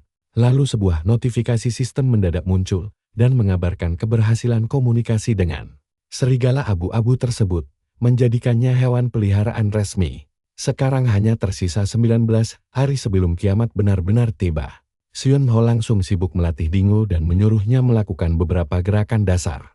Saat dia meminta jabat tangan, Dingo langsung meletakkan cakarnya di tangan sang majikan. Serigala pintar ini berlari, duduk, berbaring, dan diam tanpa suara, menuruti semua instruksi yang diberikan oleh pahlawan kita. Terakhir, dia melempar tulang besar ke udara dan Dingo melompat menangkapnya dengan sangat lincah. Xiang Ho merasa sangat puas melihat betapa cepatnya hewan ini belajar. Mungkin karena dia berasal dari dunia lain, kemampuan melacak aromanya sungguh luar biasa. Membuat Xiang Ho menganggap Dingo sebagai berkah keberuntungan yang tak ternilai. Dia mencium peliharaan lucunya itu sebelum bersiap membicarakan sesuatu, tapi ponselnya tiba-tiba berdering. Xiang Ho mendapati pesan dari Hyung yang menyarankannya mencari kata kunci levitasi di internet. Di sana, pahlawan kita menemukan artikel viral mengenai seseorang yang dijuluki manusia super pertama, yang memperingatkan kedatangan monster dan zombie pembawa bencana. Berita tersebut langsung melesat ke peringkat 1. Namun di kolom komentar, netizen justru sangat skeptis dan ragu. Menganggap itu cuma settingan demi rating televisi. Meski banyak orang awam tidak paham situasi dunia, para pembasmi monster alias awakeners mulai panik di kolom komentar. Xiang Ho merasa ini cukup lucu karena sebagian kesal karena kurangnya informasi. Sementara yang lain marah saat rahasia mereka terbongkar ke publik. Kini, sang protagonis mulai bertanya-tanya bagaimana reaksi pemerintah nanti. Dia tahu ada aksi demo besar-besaran terkait kekuatan super ini, namun dia memilih acuh dan tidak mau ikut campur dalam masalah rumit tersebut, meskipun dia yakin pemerintah baru akan bergerak setelah munculnya tanda bahaya. Kedua, yaitu insiden Hobgoblin. Sekarang, kalian harus perhatikan baik-baik langkah Xiang Ho berikutnya. Dia memutuskan tidak membuang waktu dan mulai mengajak Dingo pergi berpetualang mencari pengalaman. Tempur, dia tahu persiapan matang adalah kunci utamanya, dan Dingo terlihat sangat antusias. Mereka pun memasuki dunia portal interdimensi. di mana Sang Ho membiarkan Dingo mengendus sebuah kantong kecil untuk melacak aromanya dengan cermat. Tujuan utamanya adalah mempersiapkan diri menghadapi serangan hobgoblin yang akan datang. Sehingga hidung Dingo bisa merekam bau monster tersebut dengan sangat sempurna sebelum pertempuran. Sesungguhnya dimulai. Sesaat kemudian, Dingo menggonggong setelah menemukan umpan daging di semak-semak. Pahlawan kita merasa bangga karena serigalanya bisa melacak aroma yang tipis. Alasan kedua adalah menguji ketenangan Dingo dalam situasi pertarungan hidup dan mematuhi komando. Begitu diberi aba-aba, serigala itu langsung melesat maju dengan sangat presisi dan memburu seekor kelinci liar, yang membuat sang protagonis bangga. Alasan ketiga penjelajahan ini adalah untuk memastikan apakah berburu di dimensi lain ini sangat memungkinkan. Xiong Hu mendekat untuk memeriksa kelinci buruan yang ternyata memiliki ukuran besar serta cakar yang sangat kuat. Setelah itu, mereka berdua pun melanjutkan penjelajahan ini lebih jauh lagi. Xiong Hu penasaran bagaimana status kecerdasan Dingo jika digambarkan dalam angka sistem. Lalu berjalan menuju lembah untuk memastikannya sendiri. Tiba-tiba, jendela notifikasi muncul mengabarkan bahwa poin kesehatan Dingo bertambah 1. Mengingat batas maksimal kesehatannya sendiri sebagai Kimbafu adalah 170. Dia sangat kagum pada pertumbuhan kilat serigalanya. Mendadak, Dingo terbatuk-batuk, membuat Xiong Ho panik dan langsung menyodorkan air minum. Dia memperingatkan rekannya agar jangan sembarangan berkeliaran. Saat Dingo minum, dia melihat sebuah paprika hijau raksasa di dekatnya.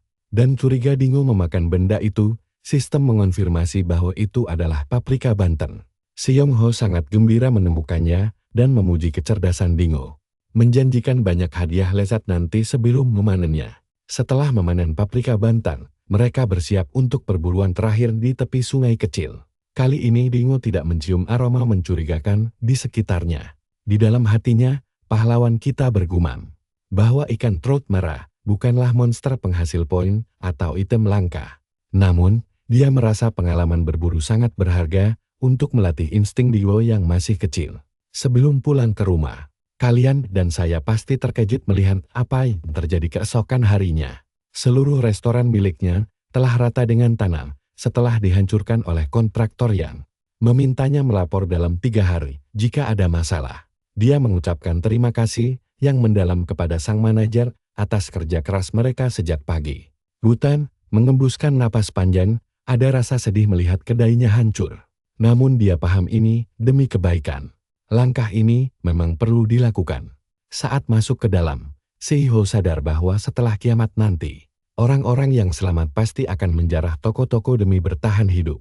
Jadi dia tidak punya hak untuk mengeluh. Ketika mulai membersihkan puing-puing, tiba-tiba Hyong muncul di belakangnya melihat ruangan yang kosong melompong. Dia mengaku hanya menyisakan peralatan penting saja di markasnya sendiri. Saat ditanya alasannya datang ke sini, Hyong malah menyentil dahi Sang Ho dengan kesam karena pergi kemarin tanpa pamit sama sekali. Dia berdalih datang hanya untuk memastikan apakah Sang Ho masih hidup. Di sisi lain, Dingo mengawasi Hyong dengan tatapan yang sangat dingin. Hyong heran sejak kapan Sang Ho memelihara seekor anjing. Namun dijelaskan bahwa anjing lamanya sudah tiada dan ini peliharaan barunya. Hung memujinya lucu, lalu Xiong Ho kembali bertanya tujuan kedatangan temannya itu yang terus saja berdalih. Karena tidak percaya, Hyong akhirnya jujur bahwa selain merasa khawatir, dia juga membawa informasi yang sangat mendesak terkait masalah krusial. Dia berhasil melacak kelompok misterius di balik serangan brutal terhadap Mikyong. Kini, tersisa 17 hari menjelang hari akhir dunia. Sambil duduk bersama Hyun, Xiang Ho mendapat kabar bahwa kelompok bentukan Kim Chaol-yun, pria bertopi itu, memang sedang mengincar Mikyong. Hyun juga menambahkan bahwa sopir mobil deret yang sangat dibenci bocah kita ternyata ikut terlibat dalam pergerakan busuk mereka. Sambil menunjuk ke arah pegunungan di depan mereka, dia bertanya tentang wilayah proyek terbengkalai di kaki gunung, yang kini diduga kuat menjadi tempat persembunyian rahasia dari kelompok jahat tersebut.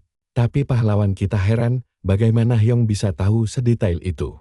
Hyong menjawab bahwa petunjuknya saling terhubung setelah bertanya pada Han Jinong, sang pengendali levitase yang sempat diwawancarai di televisi.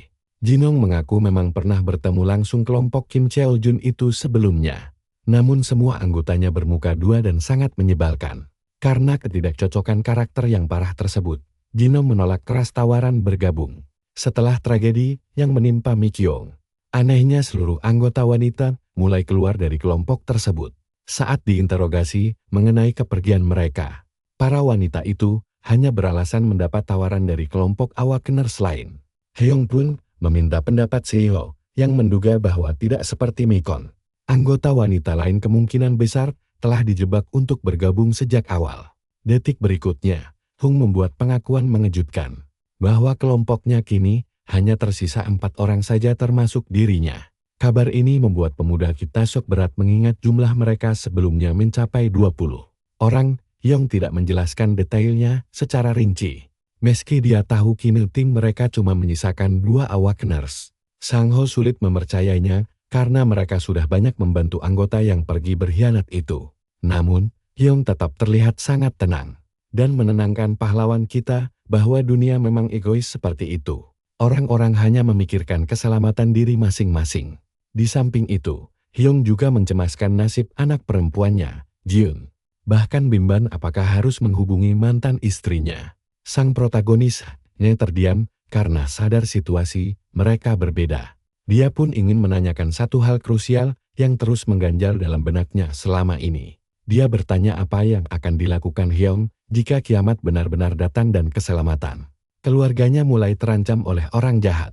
Namun sebelum kalimatnya selesai, Hyung langsung memotong pembicaraan tersebut dan menegaskan tidak akan ragu membunuh demi bertahan hidup. Di dunia tanpa hukum nanti, nilai moral lama takkan berlaku lagi. Nah, menurut kalian, apakah tindakan kejam itu memang satu-satunya jalan keluar? Yuk, kita selami kisah seru ini di mana kejahatan tidak punya tempat untuk bertahan. Tapi Hyung heran kenapa Siang Ho menanyakan hal absurd seperti itu dan dia tidak menjawabnya.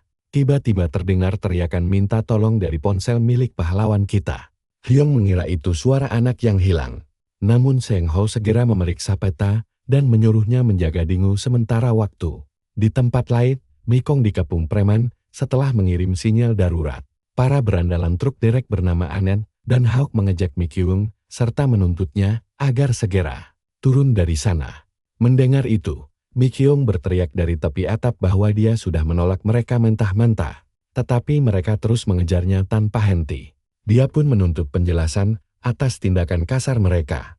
An mendesaknya berpikir ulang, tetapi Kim Seol dan Ma Jong maju untuk menyelesaikannya dengan cara mereka sendiri. Apalagi area rekonstruksi ini sepi, jadi tidak akan ada yang menolong Mikong. Kim Ji menyuruhnya menyerah karena mereka semua punya kemampuan khusus.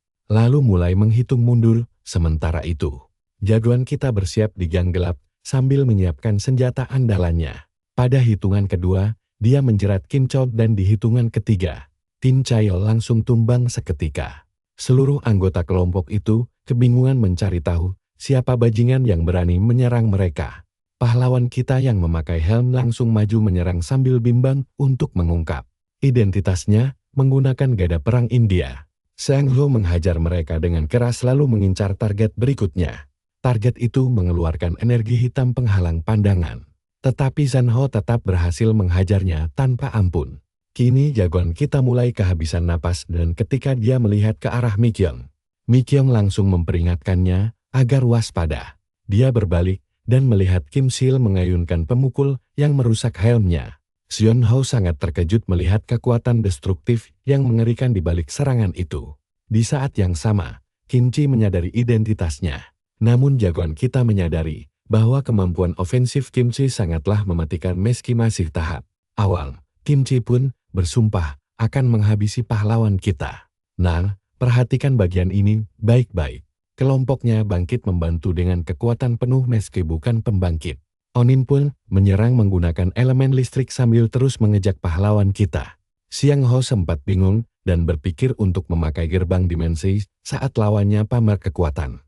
Tepat ketika Anin hendak menebas, Dingu tiba-tiba muncul dan menggigit lengan berandalan itu. Hyung lalu keluar dari gang dan menyindir mereka karena berbuat onar di siang bolong.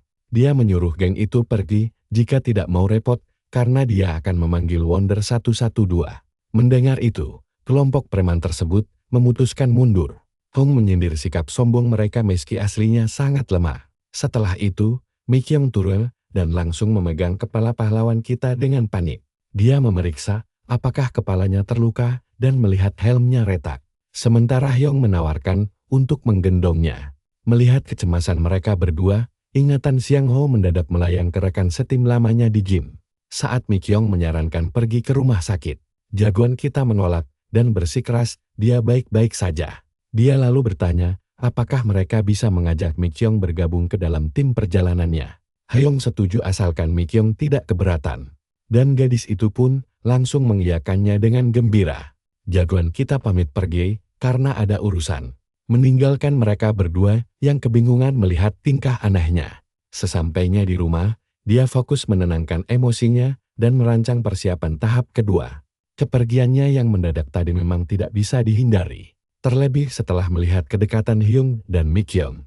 Sebenarnya dia merasa bisa mempercayai mereka dengan rahasia kekuatannya. Namun keputusan telah diambil. Demi memanfaatkan gerbang dimensi secara maksimal, jagoan kita harus menaikkan levelnya secepat mungkin. Dia harus fokus berburu kemampuan baru dan melakukan farming. Slogan hancurkan musuh dengan kekuatan item terasa makin nyata setelah pertarungan tadi. Dia paham jika dia bersiap menghadapi kiamat, akan ada selisih 3 level atau lebih. Membuat monster di sekitarnya tumbuh lebih kuat dan mempersulit kerja sama tim. Dia terus bekerja keras hingga selesai memasang tungku kayu. Tungku kayu di tempat persembunyiannya ini akan membantunya tidur nyenyak di malam hari. Bahkan Dingo sangat menyukai kehangatan tungku tersebut hingga tertidur pulas di sampingnya. Kalian pasti berpikir dia butuh istirahat, tapi dia justru memilih begadang demi menyelesaikan tempat persembunyian ini karena kiamat tinggal 16 hari lagi. Seorang pembawa berita melaporkan perkembangan asteroid yang terpantau sebelumnya. Menurut laporan tersebut, pihak HSA mengumumkan bahwa Yun Jambi kini telah memasuki titik tengah dari sistem tata surya. Meskipun lintasannya terus dipantau ketat, meteorit itu terbelah akibat gravitasi Jupiter. Kepala Departemen Pengamatan Meteorit, Thomas Candler, segera menginfokan ke publik bahwa pecahan tersebut aman. 2 pecahan bernama Yunjambi Alpha dan Beta diklaim tidak akan mendekati bumi. Padahal Siang Ho ingat betul di hari kelima sebelum kiamat. Pecahan Yunjambi Beta justru menjadi yang pertama jatuh. Pecahan itu mendarat di dekat kapal Rusia hingga memicu tsunami dahsyat yang menyeret kapal tersebut ke pelabuhan Gamchin. Itulah awal mula zombie muncul di Korea. Sementara berita terus melaporkan kejadian lainnya. Kini kasus penembakan di Widukian memanas. Presiden Jang Wei-ke dikabarkan tidak meninggalkan kediamannya selama seminggu penuh. Memicu pihak oposisi bersatu menggelar sidang dengar pendapat secara terbuka. Banyak orang berspekulasi kejadian ini berhubungan dengan rumor tentang para pembangkit dan bencana. Yang mengancam, mendengar berita itu, jagoan kita menyadari kiamat dunia memang sudah di depan mata. Dia bersyukur media akhirnya mulai menaruh perhatian pada masalah ini. Yang berarti para pembangkit nakal akan kesulitan melakukan kejahatan. Selanjutnya, dia memutuskan untuk berselancar di internet. Jagoan kita memantau reaksi komunitas melalui laptopnya. Saat membaca kolom komentar yang penuh perdebatan sengit tentang situasi saat ini, dia tidak sengaja melihat sebuah akun yang sangat familiar. Itu adalah komentar dari akun bernama Midrian. Dia teringat Midrian adalah pemain ramah yang sering membantu pemula. Dan kelompok Sion Ho sempat beberapa kali bermain bersamanya dulu. Impian Midrian adalah membangun bunker pertahanan yang kokoh. Jika jagoan kita tidak memiliki portal dimensi, dia pasti tergiur untuk bergabung dengannya daripada berjuang sendirian. Dia menandai komentar tersebut untuk referensi nanti sebelum menutup laptopnya demi merancang tempat perlindungan kedua. Keesokan harinya, Sion Ho berdiri di depan persembunyiannya yang baru. Meskipun tubuhnya terasa sangat lelah setelah begadang 2 malam berturut-turut. Melihat eksterior bangunan yang akhirnya pun membuat energinya pulih kembali. Sekarang saatnya mengalirkan listrik dari panel surya. Secara sederhana, dibutuhkan beberapa tahap pengambilan agar listrik tersebut kompatibel dengan perangkat elektroniknya. Untungnya, saat jagoan kita mencoba mengisi daya ponselnya, arus listrik mengalir dengan lancar. Melihatnya berfungsi, dia bersorak gembira karena fondasi bertahan hidupnya kini telah kokoh. Berdiri, rasa puas pun menyelimuti hatinya. Apalagi kemarin, dia juga berhasil mengumpulkan batu pijar alami. Setelah menggali lebih dalam, dia bahkan menemukan mineral bernama emeris yang jauh lebih keras dari obsidian, meski sekarang belum berguna. Memiliki bahan langka tentu lebih baik daripada tidak sama sekali. Dia berencana memasang lampu hias nanti, namun sebelum beristirahat, dia harus merapikan bahan makanan di ruang bawah tanah. Tiba-tiba, gonggongan keras Dingo dari luar langsung membuyarkan konsentrasinya. Saat berlari keluar, Xiang Hao mendapati Dingo sedang berhadapan dengan kawanan serigala cacat dari Surat. Dia heran, mengapa monster pegunungan tinggi seperti mereka bisa berkeliaran di sini. Melihat kemarahan Dingo, jagoan kita menduga kawanan inilah yang membantai induk Dingo dulu. Dia mencoba menenangkan Dingo, karena sadar mereka tidak akan sanggup melawan seluruh serigala tersebut sendirian. Jika dia berbalik untuk mengambil senjata, serigala-serigala itu pasti akan langsung menerkam punggungnya. Oleh karena itu, pahlawan kita memutuskan untuk fokus mengusir si pemimpin kawanan agar yang lain ikut pergi. Dia memperhatikan gerak-gerik waspada mereka yang hanya akan menyerang jika sang pemimpin memberi. Aba-aba hewan-hewan ini juga sangat peka terhadap bau tajam di sekitar mereka. Untungnya, Xiang Hao membawa semprotan merica yang sangat menyengat. Kira-kira, apakah taktik nekat ini akan berhasil?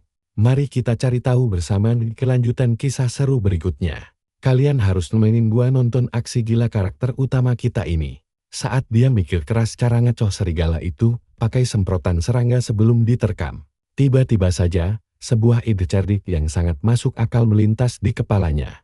Demi ngelindungin tempat persembunyian yang capek-capek dia bangun sendiri. Cowok kita langsung bersiap. Dia melempar pisau ke arah si bos serigala. Tapi serigala itu berhasil menghindar dan langsung melompat ganas ke arah pahlawan kita. Begitu monster itu mendekat, Xiang Hao langsung ngebuka portalnya dan menyemprotkan cairan itu tepat ke wajahnya. Si bos serigala langsung kehilangan fokus dan tanpa ragu, protagonis kita menancapkan pisaunya tepat ke arah matanya. Kawanan serigala itu akhirnya kabur ketakutan. Cowok kita terduduk lemas setelah hampir saja mati konyol. Si anjing Dingo datang buat nemenin. Dan Xiang Hao mengelus kepalanya sambil berjanji kalau suatu hari nanti dia bakal membalaskan dendam ibunya. Sekarang cuma tersisa 15 hari sebelum kiamat beneran tiba. Setelah beres merapikan ruang bawah tanah, Xiang Hao langsung pergi ke toko bangunan dan apotek buat nyari beberapa barang pertahanan minimal yang masih kurang. Gimana gak lemas? Abang kita ini sudah 68 jam gak tidur sama sekali. Ditambah lagi habis tarung sama serigala liar tadi. Tapi, Xiang Hao mikir kalau dia sebenarnya masih cukup beruntung di pertarungan sebelumnya. Bayangkan, kalau monster tadi itu manusia serigala, dia pasti sudah habis tak bersisa. Dia sadar kalau belakangan ini dia agak kerobol dan cuma fokus sama monster terdekat tanpa mikirin variabel lain yang bisa muncul tiba-tiba. Karena mulai terdesak keadaan, Xiang Hao mulai kepikiran buat memperluas wilayahnya dan ngebangun tempat perlindungan yang jauh lebih kokoh. Hasil survei memakai drone miliknya juga menunjukkan arah yang sama persis. Dari kejauhan, Hung Jun langsung menyapa cowok kita, tapi Xiang Hao masih asik melamun sendiri. Dia yakin kalau rencana barunya ini bisa bikin dia dapat lebih banyak ruang buat bertani sekaligus menyimpan stok persediaan barang. Begitu pertahanan lapis kedua selesai dibuat, dia berniat membeli alat pemancar Bluetooth demi memperluas jangkauan sinyalnya. Di tengah fokusnya itu, tiba-tiba temannya memanggil namanya berkali-kali untuk menyadarkannya. Temannya penasaran dan langsung nanya ngapain dia ada di sini. Biar simpen, Xiang Hao jawab kalau dia cuma mau beli beberapa barang. Tapi temannya malah mengira kalau dia kesini buat beli senjata. Asumsi yang agak aneh ya, padahal mereka lagi berdiri di depan toko bangunan biasa. Hyung Jun lalu ngejelasin kalau sebenarnya bukan dia yang tertarik beli senjata, melainkan cewek cantik di sebelahnya. Cewek ini ternyata salah satu anggota tim mereka. Setelah belanjaannya selesai, Xiang Hao baru tahu kalau temannya ini nggak sengaja ketemu si cewek dan sekarang lagi berusaha keras melarangnya beli senjata di toko itu. Nah, disinilah kalian harus perhatikan baik-baik respon si cewek keras kepala ini. Xiang Hao akhirnya ngasih secari kertas rangkuman game buatannya. Tapi si cewek kayaknya sama sekali gak percaya. Dia malah menatap tajam cowok kita dengan tatapan dingin dan menyeramkan sampai bikin Xiang Hao merinding sendiri. Tapi tiba-tiba, cewek itu bicara dan teringat kalau cowok di depannya ini adalah pemilik restoran Teobaki. Sang-ho mengiyakan hal itu dengan santai. Si cewek tampak sangat terkejut melihat penampilan dan perubahan kepribadiannya yang drastis. Karena takut dikira gak sopan, Sang-ho buru-buru minta maaf padanya. Tapi alih-alih marah, cewek itu malah mengambil dompetnya dan menyodorkan kartu namanya. Nama cewek cantik ini adalah Ju Swan, dan tebak apa? Dia ternyata seorang dokter spesialis. Paket lengkap banget kan? Setelah tahu dia seorang dokter, Sang-ho langsung ngejelasin dasar-dasar permainannya sama seperti yang dia lakukan ke Hung Jun dan Mi Kim sebelumnya. Tapi bu dokter cantik ini tampaknya gak terlalu peduli. Dia menganggap game itu gak punya penjelasan ilmiah yang masuk akal. Sang-ho sendiri setuju kalau game ini emang aneh bin ajaib. Tapi ucapan Suang belum selesai karena ada satu hal yang mengganjal pikirannya. Dia langsung menuduh kalau Sang-ho sendiri adalah seorang awakenar. Sang-ho agak kaget dengar tebakan jitu itu. Tapi Suang ini emang super pintar karena bisa ngerasain penjelasan detail Sang-ho yang sangat mencurigakan. Penjelasan sejelas itu mustahil dibuat oleh orang yang gak pernah main gamenya. Tapi Suang gak mempermasalahkannya lagi dan cuma berterima kasih atas info berharga itu. Sementara itu, Hung Jun malah terlihat cemburu. Dia iri karena gak bisa ngejelasin sedetail itu ke bu dokter. Lucunya, Suang langsung membalas kalau pemahaman Hung Jun gak ada apa-apanya dibandingkan Sang-ho. Karena merasa terbantu, Suang berniat menjalin hubungan baik. Satu lagi cewek cantik masuk ke lingkaran pertemanan cowok kita ini. Besok paginya, Sang-ho sudah kembali sibuk di kamarnya sambil membersihkan mantra tombak barunya. Yang kelihatan sangat tajam dan siap tempur. Dia gak sabar buat menguji senjata baru ini dalam pertarungan. Berhubung persiapan awalnya sudah matang, dia langsung memanggil Dingo si anjing setia dan mengajaknya pergi untuk menuntaskan dendam. Kematian induknya sebenarnya bukan murni balas dendam Sil, tapi bakal gawat kalau ada monster lain yang nemuin tempat rahasianya. Makanya mereka harus gerak cepat buat ngebersihin semua ancaman liar itu secepat mungkin.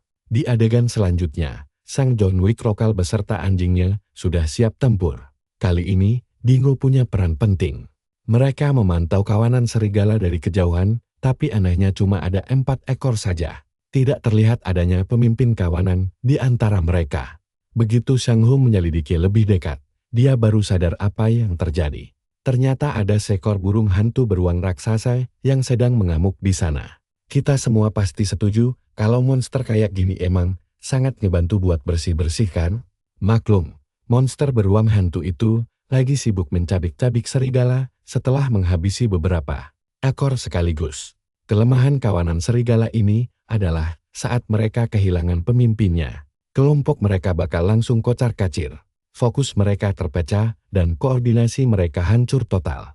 Ini adalah kesempatan emas buat membantai mereka satu persatu. Benar saja, seekor serigala langsung berlari kencang menerjangnya. Tapi dengan santai, Sang-ho memasang perangkap jaring laba-laba dan langsung melumpuhkannya dengan sangat mudah. Serigala ganas itu sekarang tidak berkutik. Monster itu mendadak jadi kayak anak anjing yang merengek ketakutan. Tapi trik murahan begitu gak mempan buat cowok kita, yang langsung menusuknya sampai mati pakai tombak. Agak kasihan Sir, tapi demi misi. 1 serigala mati berarti 3 poin berhasil didapatkan.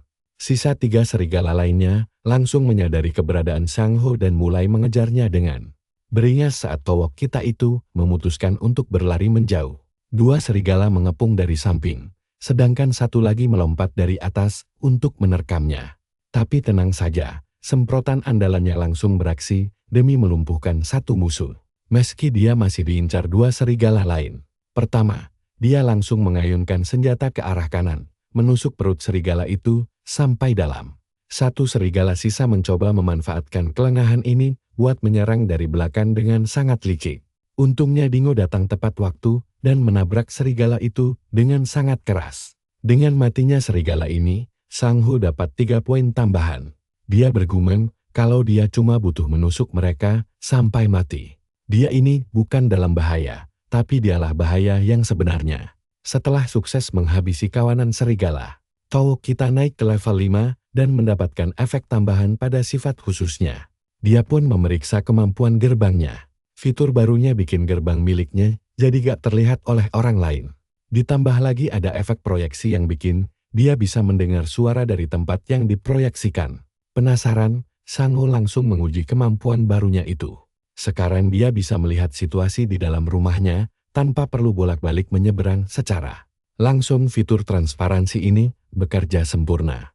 Jadi gak bahkan ada orang lain yang bisa mendeteksi kemampuannya lagi. Sebelumnya Sang-ho sempat cemas kalau dia gak sengaja masuk ke dungeon berbahaya tanpa tahu tingkat ancaman di balik gerbangnya, tapi untunglah berkat efek proyeksi baru ini, risiko fatal tersebut bisa dihindari.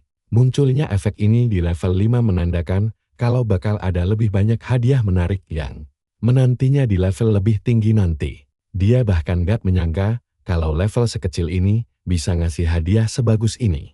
Tapi dia masih punya banyak tugas berat yang harus segera diselesaikan. Mulai dari mengubur semua jasad mangsanya, yaitu kawanan serigala liar tadi. 2 hari setelah pembantaian serigala itu, banyak hal yang dia lakukan. Pertama, dia pergi ke dunia lain, buat nyelakuin survei udara lagi pakai drone-nya. Dengan menyetel radius sekitar 1 km dari arahnya, dia berhasil mendeteksi keberadaan berbagai macam hewan liar yang tidak berbahaya. Sampai saat ini masih aman, tidak ada tanda-tanda kemunculan goblin maupun kobold sama sekali.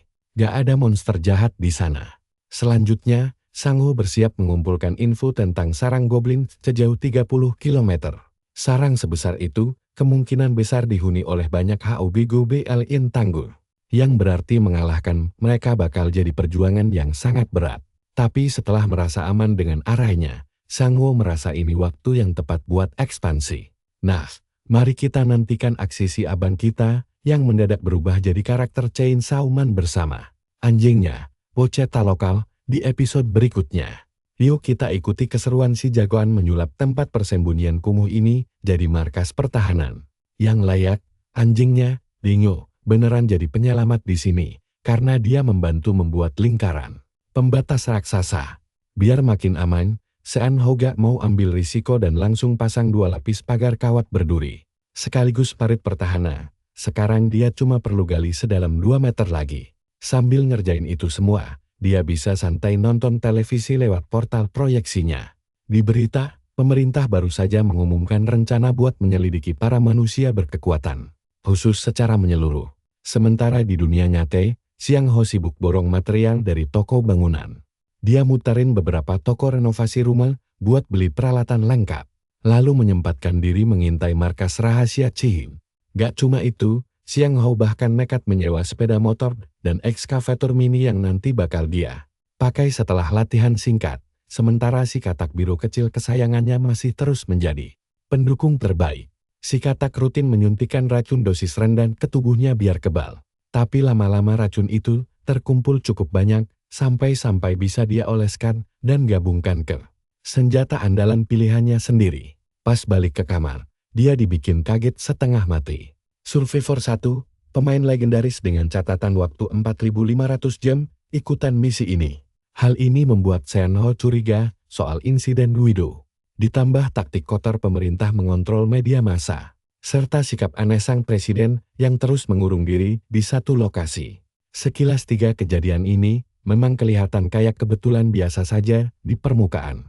Tapi jagoan kita tahu kalau ada konspirasi mendalam di baliknya. Teori awalnya tetap sama, Survivor 1 bekerja sama dengan presiden demi keselamatannya karena dia pikir orang ini tahu rahasia di balik game ini. Sebagai kolektor barang langka, Survivor 1 pasti bakal meminta dibuatkan sebuah tempat perlindungan raksasa kepada presiden. Sebagai imbalan dari semua bocoran informasi berharga yang dia miliki, dia juga sangat cerdik memilih sekutu kerjasama. Langsung mengincar presiden biar dapat pengaruh dan kekuasaan tertinggi di negara ini. Situasi pelik ini beneran bikin Sang-ho pusing. Dia curiga jangan-jangan ini semua cuma gertakan belaka. Tapi kalau dipikir lagi, sosok Midream gak cocok dalam skenario ini. Meski pusing memikirkan teori tersebut, dia akhirnya menemukan satu jawaban pasti. Jika Survivor 1 dan Midream bekerja sama, maka jagoan kita juga harus merubah strategi pribadinya. Di adegan berikutnya, si kacamata terlihat sedang sibuk membuat akun skor dan identitas virtual baru. Nah, perhatikan bagian ini baik-baik. Pesan itu langsung dibalas secepat kilat, karena sebagian gamer di luar sana kayaknya emang alergi sama pekerjaan ataupun kehidupan sosial. Jagoan kita makin yakin kalau orang ini pengangguran. Tapi dia pengen memastikan kehebatannya lewat obrolan virtual. Sesi obrolan pun dimulai saat akun Midream masuk ke dalam ruangan serba putih. Penggemar anime Classroom of the Elite pasti paham referensi ruangan ini. Kedua pemain kini saling berhadapan. Midream kelihatan kesal sekali dengan nama samaran tidak dikenal milik jagoan kita. Apalagi orang ini malah memakai topeng bebek yang kelihatan konyol banget. Si bebek santai saja meminta maaf tanpa peduli. Midream curiga kalau dia sedang berhadapan dengan veteran yang menyembunyikan identitasnya. Tapi si muka bebek tetap bungkam. Akhirnya, Midream menguji dia dengan 3 pertanyaan penting sebelum mau mengakui si bebek konyol. Pertanyaan pertama adalah tentang tinggi lompatan maksimal monster serigala jadian. Jagoan kita langsung menjawab cepat, 3 meter. Dia bahkan tahu kelemahan beruang burung hantu yang super spell, yaitu cahaya saja. Pertanyaan terakhir adalah tentang tahapan evolusi dari mayat hidup alias zombie. Si muka bebek menjawab, kalau alih-alih menularkan infeksi, zombie di game ini mengonsumsi nutrisi asli untuk bergerak. Kumpulan nutrisi inilah yang membuat mereka bisa berevolusi menjadi sosok hantu kelaparan. Uniknya, beberapa bahkan bisa berubah jadi zombie super sebelum tahap itu. Tiba-tiba Midream melempar pertanyaan keempat padahal tadi bilangnya cuma 3. Untungnya, jagoan kita menolak mentah-mentah untuk menjawab. Dia menolak memberitahu jumlah pasti kejadian pemicu dalam cerita. Mendengar itu, si lawan tertawa dan mengakui kalau si muka bebek beneran pemain pro. Kesal dipermainkan, jagoan kita menuntutnya menghubungi Survivor 1. Dia meminta orang itu segera dimasukkan ke panggilan grup. Tapi hal itu gak bisa dilakukan sekarang tanpa alasan jelas dari Midream. Jelas saja si protagonis muka bebek menganggap ucapan itu omong kosong belaka. Sambil memegang topinya, pria misterius ini memberi petunjuk kalau sesuatu yang besar bakal segera terjadi dalam waktu dekat. Jagoan kita mulai berpikir kalau orang ini gila karena cuma mengulur waktu pakai omongan gak penting. Bulu kuduk kita langsung merinding pas menyadari plot twist ini. Midream tiba-tiba keluar obrolan, karena dia sebenarnya sedang melacak lokasi asli jagoan kita di dunia nyata. Detik itu juga, seorang pria masuk ke cafe internet bersama 2 penjaga keamanan dan menyuruh mereka mengunci pintu masuk. Penjaga kasir sempat protes meminta pembayaran sewa komputer, tapi langsung dibentak kasar. Pria itu mencengkeram tangan si kasir sambil menegaskan kalau mereka datang untuk mencari seseorang, bukan mau main game. Satu hal yang bikin Senho heran adalah kenapa Midream tiba-tiba menyerang secara terang-terangan. Padahal harusnya dia bergerak diam-diam tanpa menarik perhatian.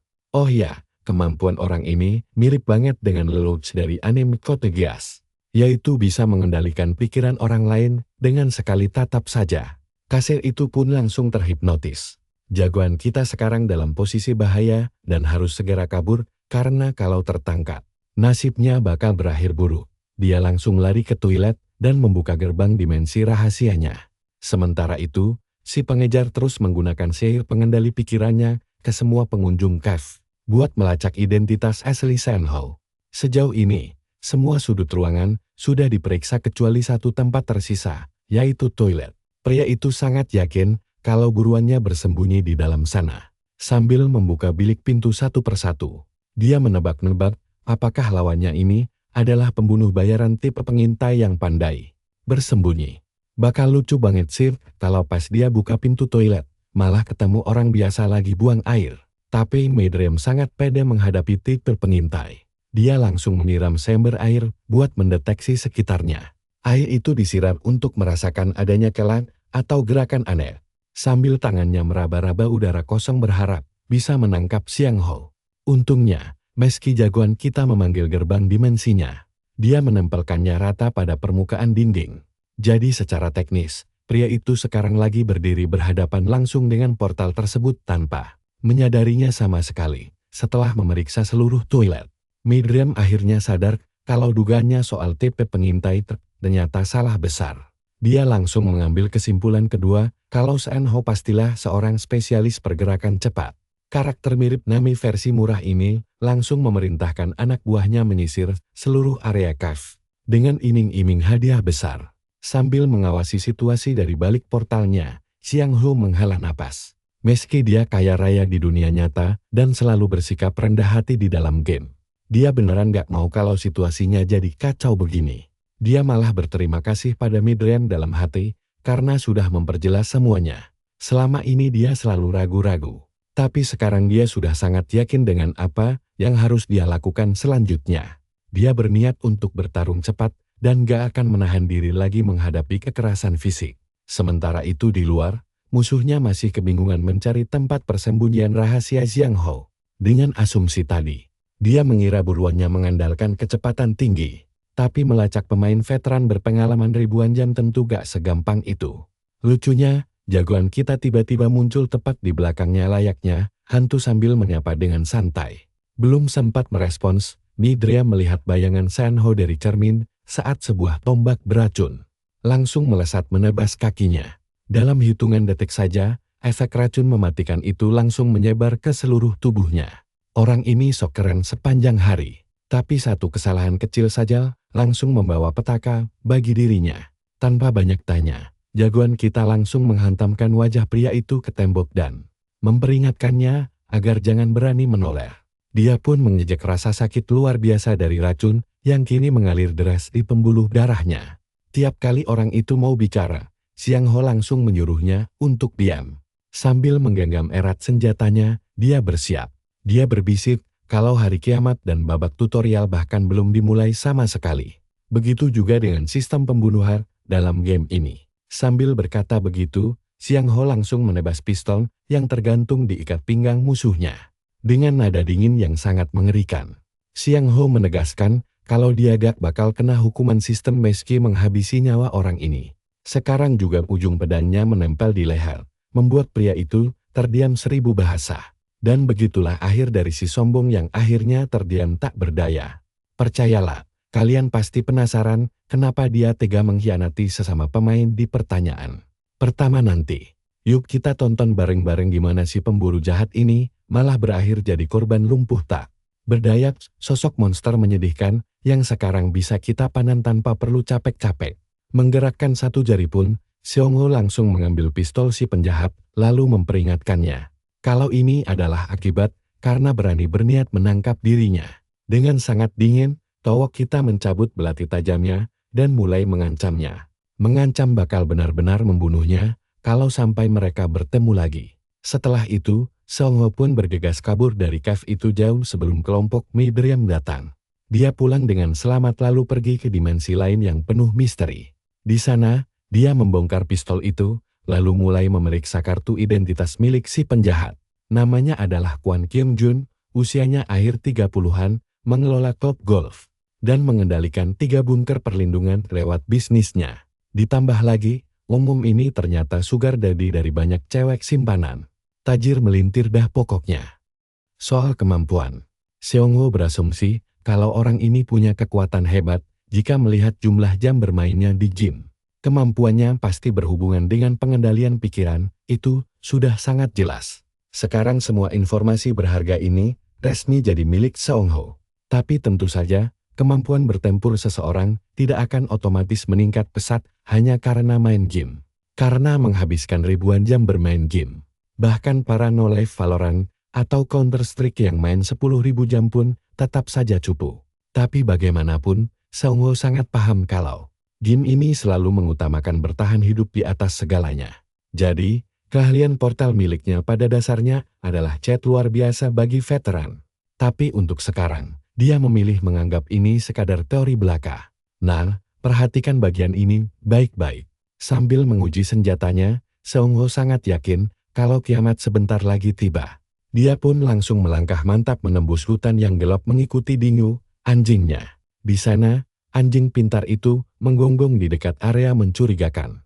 Mayat polisi dan sekumpulan goblin tampak bergelimpangan di tanah. Tetap tenang dan santai, Towok kita mulai memeriksa kondisi jasad-jasad tersebut. Ternyata, salah satu polisi masih bernyawa dan untungnya tidak menderita luka fatal sama sekali. Rupanya dia hanya terkena efek racun kelumpuhan.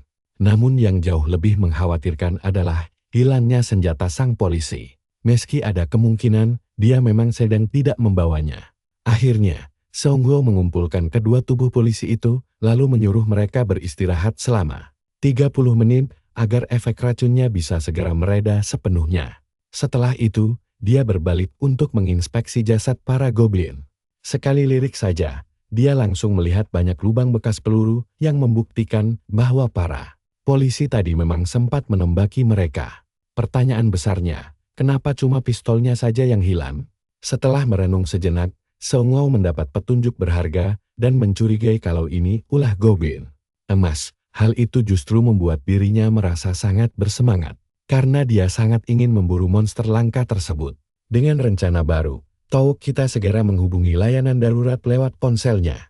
Dia juga meninggalkan secari kertas berisi lokasi tepat kejadian itu, lengkap dengan instruksi khusus untuk mengubur semua mayat goblin. Seongho sadar keberadaan monster kini bukan rahasia lagi bagi publik. Jadi bersembunyi terus pun rasanya sudah tidak ada gunanya lagi. Kalian juga pasti tahu dia lagi berpacu dengan waktu. Berharap si anjing kecil ini bisa diandalkan. Sementara itu di area lain, bentrokan seru pecah antara goblin dan manusia biasa. Si goblin berhasil menghindar dengan lincah, lalu melarikan diri.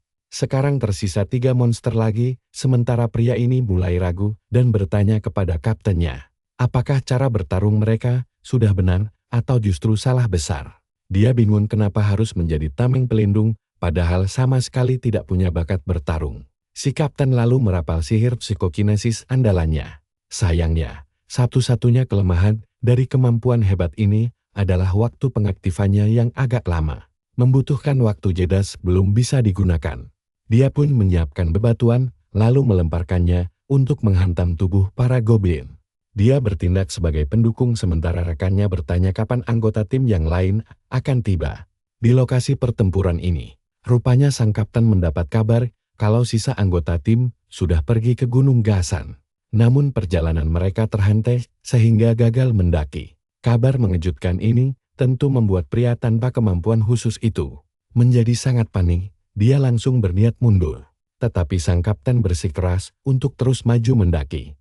Sesaat kemudian, 3 goblin tiba-tiba melompat menyerang pria itu dan bersiap untuk menghajarnya habis-habisan sebelum akhirnya lemparan batu kapten mengenai wajah mereka dan mengalihkan perhatian monster itu. Untungnya, kekuatan goblin di dunia nyata tidak sekuat di dalam game.